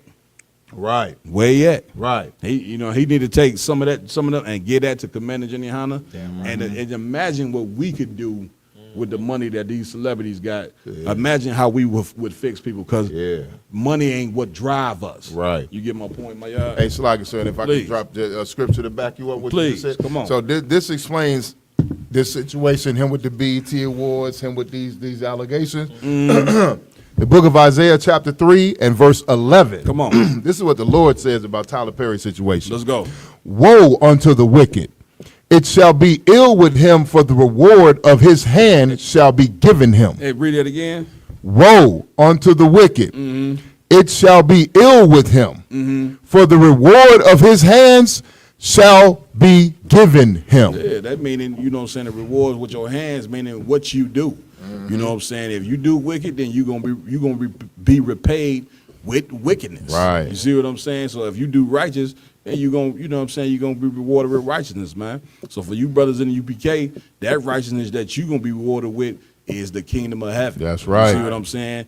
Our people, we worried about getting rich in the white man's kingdom and think we're gonna be saved from the punishment that other black people get hit with every day. You know what I'm saying? And then it's a hurtful thing, Ramawan, to find out, you know what I'm saying, when you are the NBA MVP or a high-paid actor and you made it to this pinnacle and you still get to find out that you a nigga. That's so hurtful. Because in America, they teach you, be this, be different from your people. We so, man, celebrities and athletes and these people who get to money, you so removed from the cause of your people that it's sickening, man. No other people is like that. If a Polish American make it, man, he go back and he bring the Polish people up. You see what I'm saying? Chinese, saying African, you know, see what you see with them Africans do who come over here, steal hip hop. What's the cat name? Akon.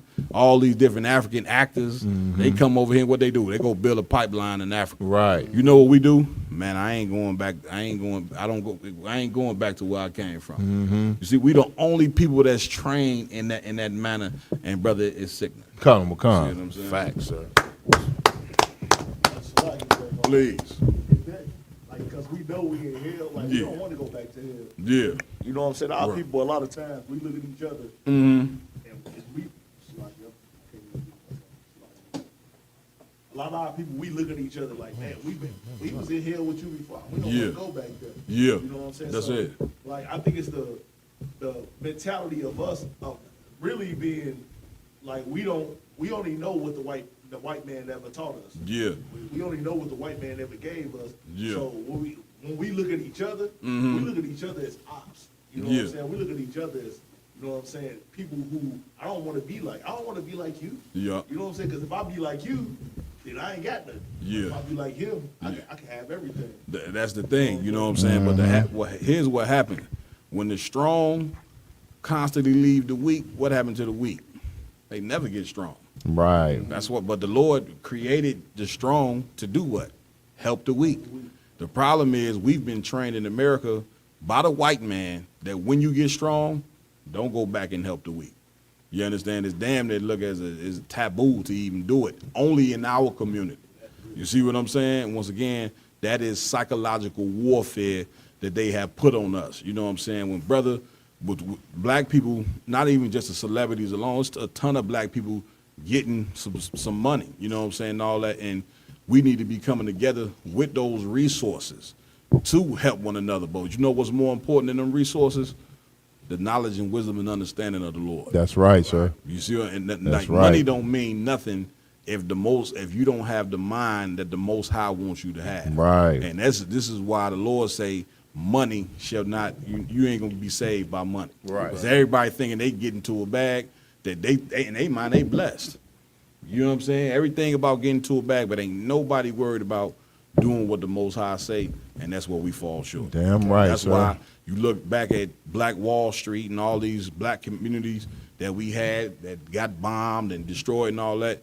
The one missing factor that they did not have, nobody in Tulsa, Oklahoma was obeying the Most High. Right. And the Lord said, you know what I'm saying, if somebody giving me this scripture real city, he that buildeth the city worketh in vain. He that watched the city, if the Lord ain't with him, you know what I'm saying, he watches in vain. You know what I'm saying? Very, very powerful scripture. I want to pull that, you know what I mean, and you know what I mean, go over that joint right there real quick, if y'all could. Like, we need the Most High at the end of the day. We ain't going nowhere, you know what I'm saying, as a people until we start to obey and do what the Most High say to do. And it's hard to turn for the scripture say, you know what I'm saying, that Judah, you know what I'm saying, that it's like a pen iron. You know, the wickedness within us is so strong. You know what I'm saying, that it's hard for us to turn back and do right. You found what I need? Come, sir. Read what you got. The book of Psalms, chapter 127 and verse 1. Come on. Except the Lord build the house. Except the what? The Lord build the house. Keep reading. They labor in vain that build it. They do what? They labor in vain that build it. Yeah, man. You know what I'm saying? We doing all type of so-called great things, but we laboring in vain because the Most High is not involved. Keep reading. Except the Lord keep the city. Except the Lord do what? The Lord keep the city. Read. The watchman wake it, but in vain. The watchmen do what? Wake it, but in vain. Now, you tell me that ain't powerful.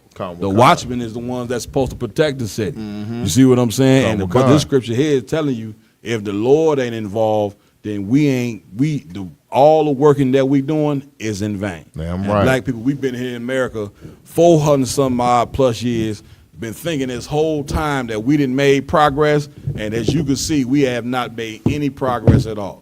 We still on the bottom. We still being treated as second-class citizens because we refuse to face, you know what I'm saying, that the God that we've been praying to and trying to follow does not hear us. And it's time for us to turn to the nigga God so we can be heard. So Damn right, sir. You understand?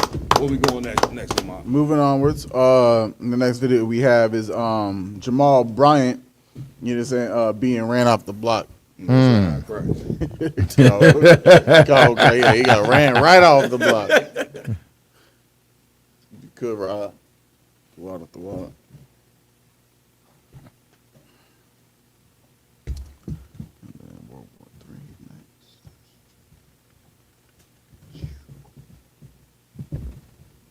All up in your church. You know.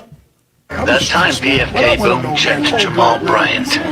Like I'm saying, man, you say you for the people. You got our people all up in your church. You know what I mean? You're supposed to lead these people, man.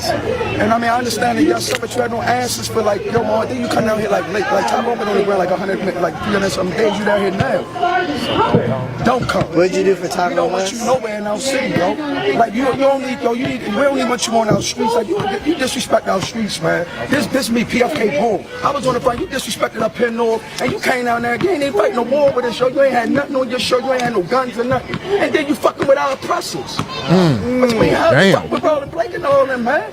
You trying to kill us, man. Where were you for That's you are, man. Well, we telling you are. The streets feel like you killing us, man. All right.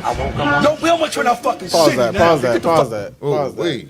You know, that's heavy as hell. Yeah, you understand? And that's the type of work that we do in UPK. That's right. You understand? We tell these black so-called leaders that they the ones that's joining our oppressors and destroying the communities. The Christian church, your deacons, your pastors, your reverends, that's who he's trying to kick off the block right now. Because he's realizing how much evil they're bringing upon the city and then talking against their own people. Right. In the city. You understand? And that's what we do every day at camp. That's what we do every day when we talk about these black leaders, is because they're the ones that are talking against the hood, but fighting with the white man. You understand? But acting as if they're one of us still. Right. You understand? Your mayor, your deacon, your reverends, you understand? Your political leaders, they say they're fighting for the hood, but really they still dressing up in their suit and tie. They go into the Congress meetings with all the white folk, with all the oppressors, and saying, you know, they're making all these bills. They're passing all these bills to help the hood. No, we went to the event on the south side of 95th where I'm. Right. You understand? They talking about they building all these, passing all these bills to help the hood. That's what they say. But they join hand in hand with the white man to destroy the hood. And these brothers on the streets realize that brother's doing the same thing, joining the white man, but claiming to be a black man fighting for black power. Really, he's just an oppressor's lieutenant. If I could, what Officer Mock is saying is just so heavy, because every day on these same blocks, we fight each other and we beat each other up and we kick each other off the blocks. When what we should be doing is taking these Christian pastors and throwing their ass off the block, because they the ones who are destroying black people. Like, we not destroying each other. They're teaching us to hate each other. They teaching us to hate a black man, to hate another black man, or a black family not to be together. So while we're fighting each other, we should look at who the real enemy is. That Christian pastor who's following his daddy, the white man. That's the one we should be kicking. That Christian church, we should be putting a referendum in to take that Christian church off our corner. That's what we should be doing. All these policies we putting in place, we should be taking that church off our corner. Damn right. And you know what, Cap? And it goes to something that you said earlier. You know what I mean?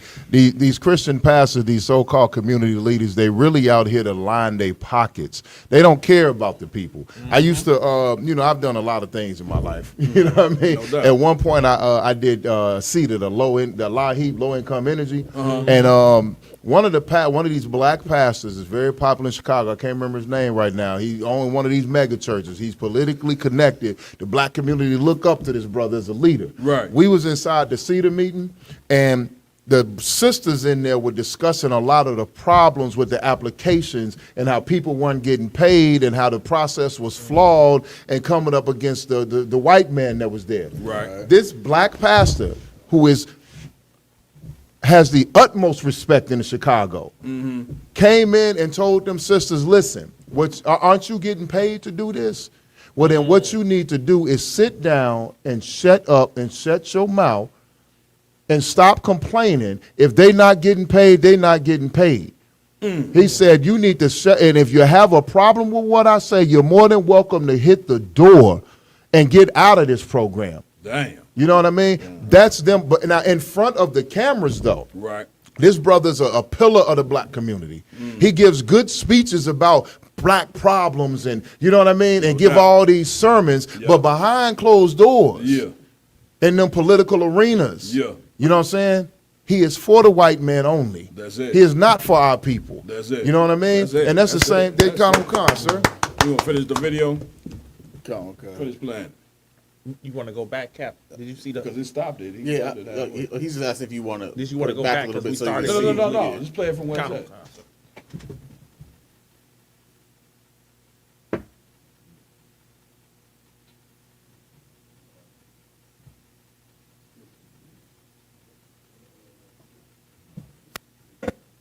It keeps going. Well, check this out, man. Don't come nowhere down here no more.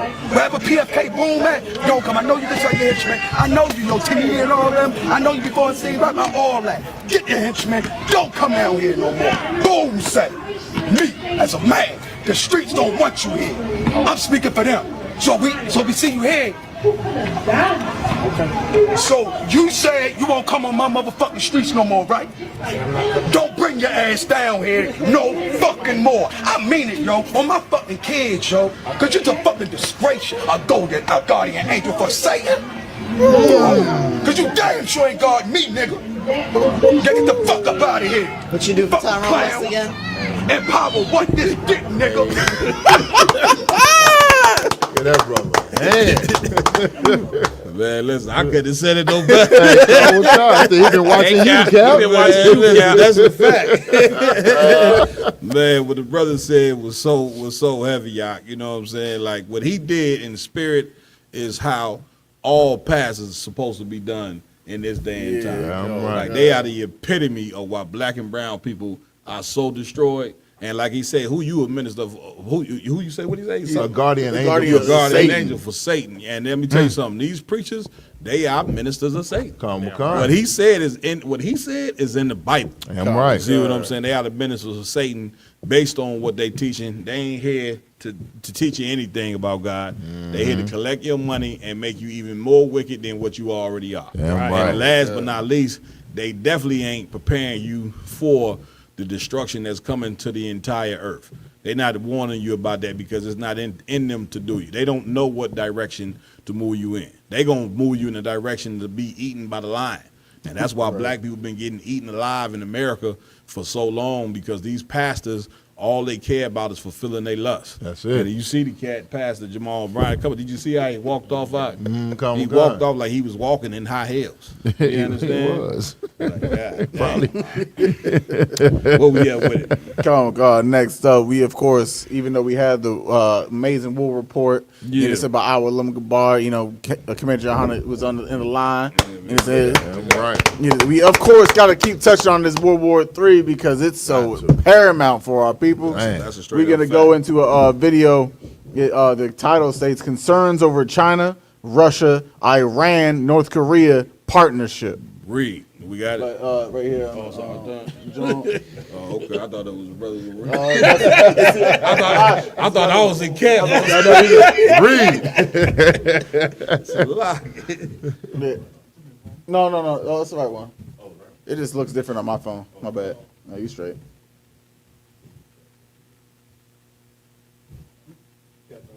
Yeah, I did. I forgot why I was there for a second. It's growing between an axis of powers to see the U.S. and other Western allies as an enemy. Talking about China, Russia, Iran, and North Korea, a loose alliance known as CRANK.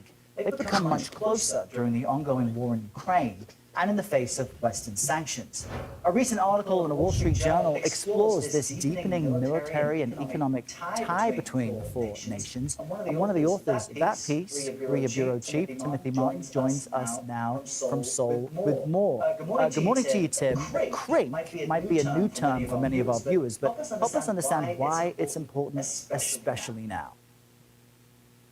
CRANK might have a funny ring to it, but I guarantee you, U.S. and Western officials, this is no laughing matter. Short for China, Russia, Iran, and North Korea. These are four of the most sanctioned countries that have ever existed. And what we've seen after the Ukraine war is increasing partnership, collaboration, collusion, and they're figuring out ways how to get around sanctions, to cooperate, work with one another in ways that the U.S. and the West cannot touch. Stop it right there. I know that Get me right on this, RG. You the man on the war report. Listen, one of the ways America runs the earth is by sanctioning everybody. Once again, that's in the book of Revelations as well. You know what I'm saying? Where they put embargoes on nation and basically kind of force you to submit to what they want. They replace leaders who really nationalists with the leaders who puppets that they want. And it just so happened that ain't working no more. You know what I'm saying? It ain't working on Iran. Them sanctions ain't working on North Korea, Russia, and China. And these nations have come together. Right. Come, please. If I could, Cap, like those four nations, if enough nations come together as allies, then the sanctions that America is putting on one nation, it pretty much means nothing. Because you can just go to these other nations and trade and deal with them. So whatever America is blocking you from, you can just get from your partners. Man, this right here, when you see that these four countries coming together, I'm like, this is the representation of America fall. This kingdom is on its way out. You black people just, you so indoctrinated, you think that America cannot fall. You know what I'm saying? White people don't believe that. You know what I'm saying? That's why they building bunkers. You know what I'm saying? Right. However, you going to the club every week partying, like this place is just about party and more party. That's all that's in your mind, but your mind ain't fixated on the future of this place. God is going to destroy this place eventually. Right. And he's bringing these countries up against America because this is how he wanted. Like, this is the fault. This is how empires fall. You understand? Other countries across the earth that they've been terrorizing for so long, eventually where they get stronger. You know what I'm saying? And like the brother was just saying, it ain't just the wars that they're going to fight with these countries, IG. It's also the economics. Right. You know what I'm saying? Like, if these cats come together economically and that U.S. dollar tank, man, you having $100 million in your bank account, it's going to be like you having $1,000 in there. The money, the U.S. dollar is going to tank, and it's going to become absolutely worthless. Once again, the Lord's judgment, you know what I'm saying, is going to hit all nations. But it ain't going to hit no place worse than America. That's right. And I know that's a scary thought because we all living over here. We here with y'all too. The difference between us and y'all is the Most High is with us because we doing what he say. That's right. And we preparing every day, you know what I'm saying, for what's about to take place. Because I want Salaki, just as the financial guy, and I look into a lot of these things. I listen to a lot of these things on corporate meetings when I'm at work. Mm-hmm.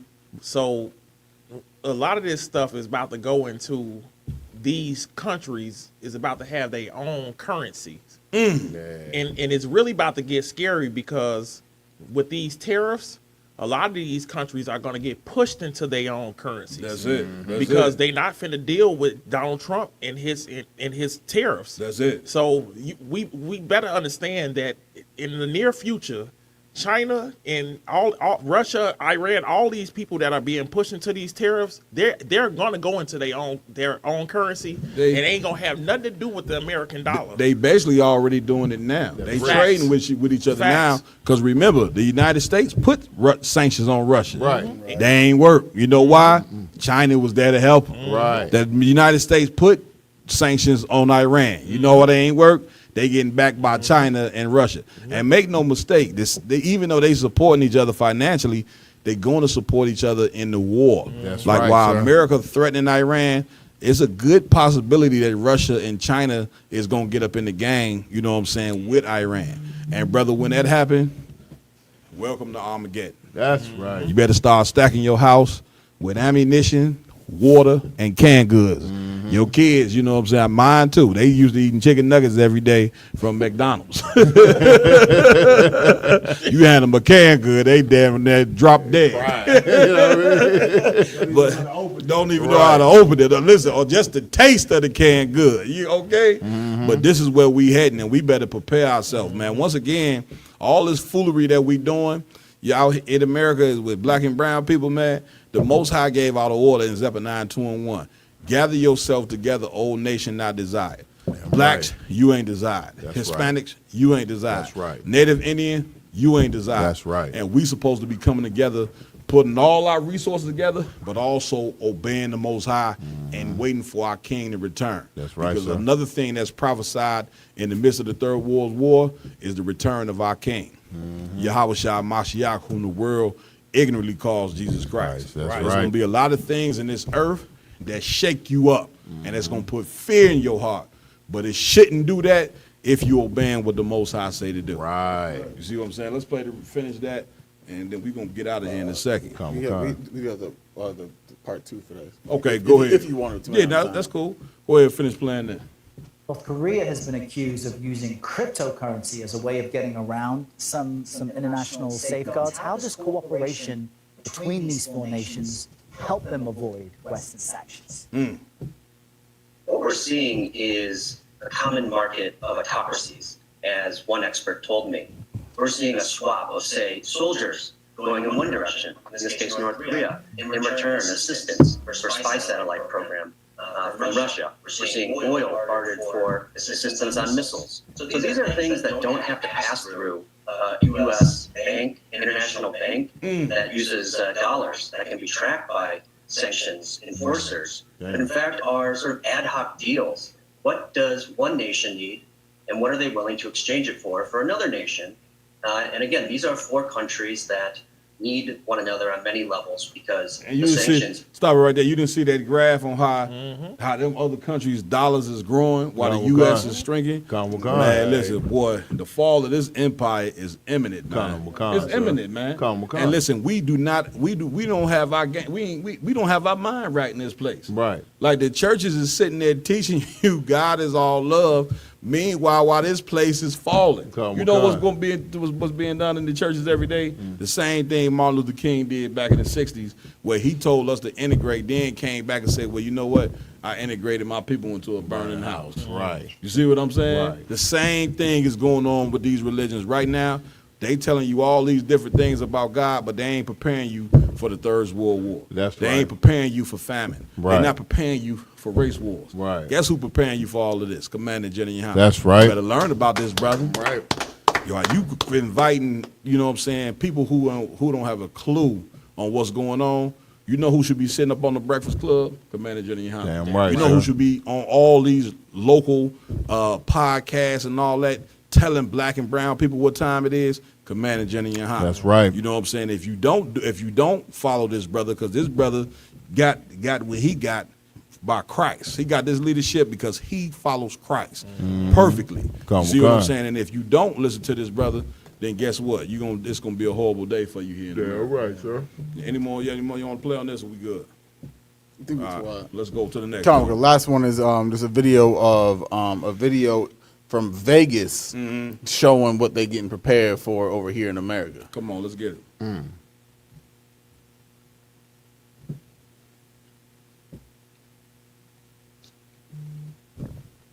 yeah.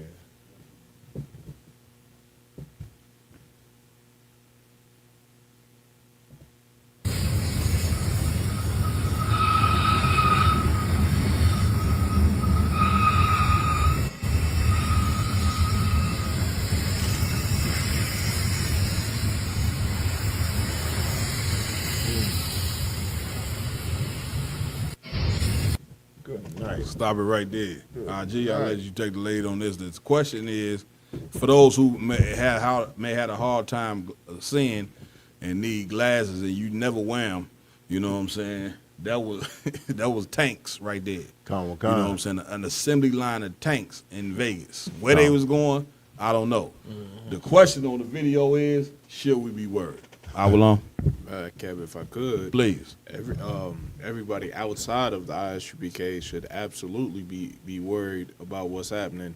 Pretty much, like you can see right here, America is gearing itself up for World War III. That's it. And I wouldn't be surprised within a couple years or so that the draft will be reinstituted, and you're gonna be forced to be to partake into these wars that's to come. Yeah, I'm right. Give it up for the brother. Right now, you popping and locking it in the club, dropping it low, all that. One day you gonna wake up, you ain't gonna be doing popping and dropping it nowhere. You gonna have a big gun in your hand, you know what I'm saying, and a hard hat, running on some sand in Saudi Arabia, you know what I'm saying, fighting for a cause. You don't know why you over here, because you be drafted, and they're gonna draft you sisters as well into the military as well. Man, listen, once again, when you don't have the right leadership, man, you gonna end up jammed all the way up. And black people, man, we are directionless, man, at this point, man. Our leadership is a joke, and when your leadership is a joke, it's like a team that got a bad coach. You're going to end up losing every goddamn game you play because the coach don't know what the hell he doing. And your lead, I'm coming to you, Priest. Your leadership ain't going to have a clue in what the hell they doing. Therefore, you're going to end up in a draft, you know what I'm saying? You sisters getting drafted just as well as you brothers. You sisters, when you get drafted, you getting drafted to go over to the military so you can get raped. That's a fact. That's what you going for. That's a fact. They gonna need some tail while they over there, you know what I'm saying, fighting them wars. And you gonna go to your major and your captain and say you get raped. He gonna tell you, get out of my office. Right. I'm telling you what's gonna happen. You see what I'm saying, my yard? Hey, Salaka, Cabby, if I could. Please. That's not just in Vegas. Several years ago, my brother, he was working 2 jobs, right? He was on his way to his other slave. It was like 2, 3 in the morning. You know what I mean? When transportation in Chicago usually shut down, so he had to walk about 5 to 7 blocks to get from one bus to another. Okay. As he was walking, he stopped to light a cigarette. You know, it's a sin, but he stopped to light a cigarette. And you know how you see something out your peripheral vision? He passed by a garage that, you know, it's a lot of garages downtown Chicago that got shut down and have been cordoned off and blocked off. In his peripheral vision, he saw something move. He said he looked over, and what he saw in the garage was a whole bunch of soldiers standing there, Army fatigues, M16 rifles, and they were taking vehicles into the garage underground Chicago. You know what I mean? They've been preparing for this war, Cap, for the last 10 years at least. And they have, in your major cities, if you've seen garages and a lot of things in the downtown area shut down that used to allow public traffic, but now it doesn't, that's because they have been stashing armory and munitions underneath your city to prepare for when Russia and China and all these other countries invade, Cap. Yeah, listen, not only is them tanks for a possible invasion, them tanks is also going to be rolling down your neighborhood block. You know what I'm saying? And that tank ain't going to be the friend of black and Hispanics. Them tanks is going to be able to put black and brown people, you know what I'm saying, in further chains and captivity. Right. You see what I'm saying? I'm telling you, one day you're going to wake up, you're going to hear tanks rolling down, and you're going to hear some white man on the speaker telling you to come out your house. You know what I'm saying? And then you're going to be transported to a concentration camp. I'm telling you your future. When it happened, you'll know. You'll know we are certified prophets of the Lord. Damn right, sir. If I could ask, sir, then this war, like for the brothers and sisters that's going to enlist and be forced to enlist by the draft, this upcoming war is going to be a psychological hell. Like the technology that they got now is insane. You're going to have drones flying over your head. Everybody got thermal scopes, so you can't hide nowhere. You're visible at night, in daytime. That's it. I mean, brother, it's going to be hell on earth, and we got blacks and Hispanics willingly joining the army, not knowing what the hell you signing up for. And listen, so many of our brothers and sisters that already signed up for the army, they over in the Middle East right now wishing that they can come home. Right. They thought they were just going over there just to, you know what I'm saying, do a duty, a tour of duty. Get their payment. Get their come money back and home. run. Right. Meanwhile, you know what I'm saying, you in the midst of the Third World War, and the ISUPK been telling you a long time ago, do not join the military. You know what I'm saying? And plenty of our sons and daughters have not listened to us. You know what I'm saying? And they going to end up jammed up, you know what I mean, for not recognizing, you know what I'm saying, the wisdom and knowledge that these brothers have got up here in this school. You know what I'm saying? You're going to be in a jammed up situation. Right. So, Lord be with you in that. You know what I mean? With that, man, I want to give it up to these brothers, man. Been a hell of a show. You know what I'm saying? I want to turn it over to Lamont for announcements. Come on, sir. As always, make sure to go like, follow, share all Round Table of Truth, Real Nigga University social media chats. As Officer Roman said on the tech team, the super chat is back up and in full effect. That's right. So make sure if you have any donations or you want to contribute to the UPK, Chicago, Round Table of Truth, just throw a few dollars here, a few dollars there. It's going to go right back to the community, whatever the case may be. I want to make sure all brothers and sisters know that out here in Chicago, we will be in Gary, Indiana tomorrow. That's right. You understand? IG, want to shout out the event, Bubba Gashaw? Yeah, come on. We're going to be at the Midtown Fest, the block party on 26th and Broadway from 12 p.m. to 6 p.m. We will have a vending table available with T-shirts and books. The brother's going to be out there, so make sure y'all come and attend. Give it up. You know what I mean? How many cats go to Gary? You know what I'm saying? To push the truth. Facts. That's insane. Gary like a third world country, man. Come on, you know what I'm saying? It's basically the United States and left places like Gary, you know what I'm saying, basically left the whole city and town for dead. Yeah, pretty much. So for us to go there, we're doing what the Lord prescribed, which is to raise up our people from the dead. Damn right. All right, so we will be out there tomorrow to get it on. Lamont. Come on, as well. Next Friday on the Round Table of Truth, we will be having a special guest coming on to go over some of the most important history archaeology when y'all should know he's always around Captain Tazariak. Everybody. I was gonna say he's always with the Captain Tazariak, Khan, the everybody killer. His right hand man, Captain Katazar, over there in New York. Right. You understand? He's gonna be in the make sure to show his attendance and go over some very major important things. Next, we have, of course, the very first cookout in the UPK. You understand? I'm not saying cookout, but it's a multi-day event. But Fayetteville, North Carolina, they'll be having their events coming up July 1st to the 3rd. And of course, we got to shout ourselves out. The Midwest Fire Weekend that we've been holding every year for the longest. You understand? Under Commander General Hunter and Captain Mall Quad. We'll be here from July 31st to August 3rd. Make sure to show out. You understand? All the flyers, all the information is out there. If you want to support the Midwest Fire Weekend, there will be a GoFundMe link that is posted in the chat. If you want to make a donation to the Midwest Fire Weekend, we greatly appreciate it. Right. And it's just going to help us feed y'all. Hey, one more thing. Give it up for the brother, you know what I mean?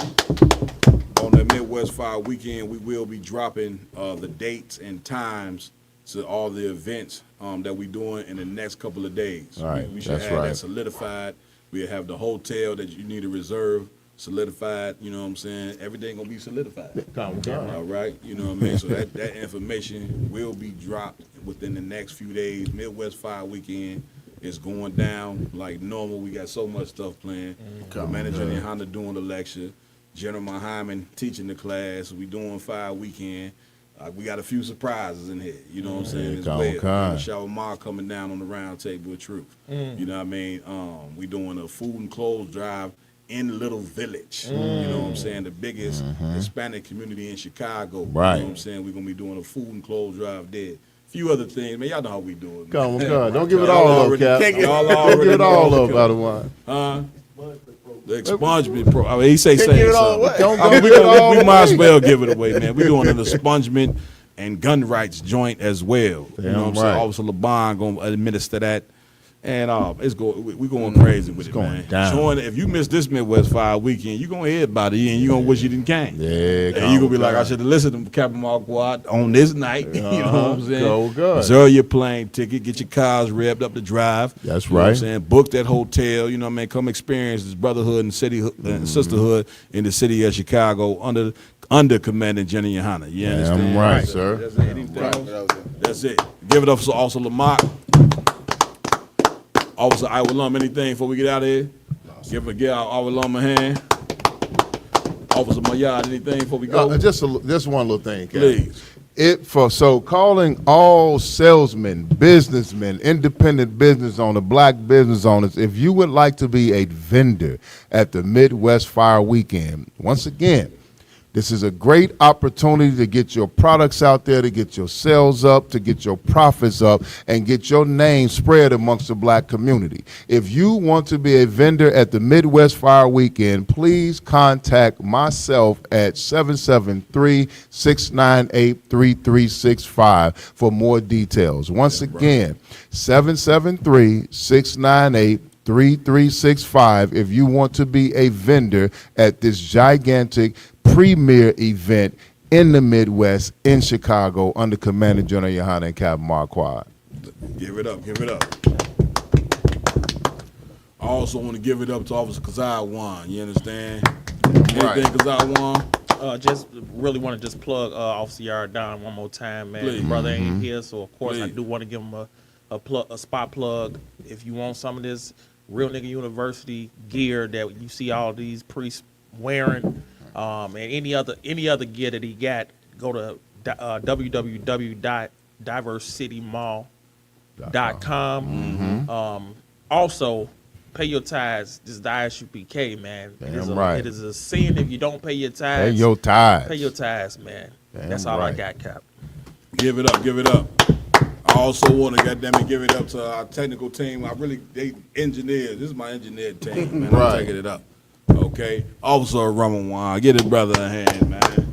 I wouldn't trade this nigga for nobody, man. Nigga come to me talking about I got a better engineer. I'll be like, man, I don't give a damn. I really don't, brother. Like Dr. Dre? Right, Dr. Dre. It could be Dr. Dre, nobody. Yeah, I I ain't trading nigga for Dr. Dre. Timberland. Yeah, said you heard what Tupac said about Dre. Nah, let me Right. Now we out of the cloth. Nah, let me All right. Also, we want to give it up to hardcore brother Raj Karab. You understand? For sure.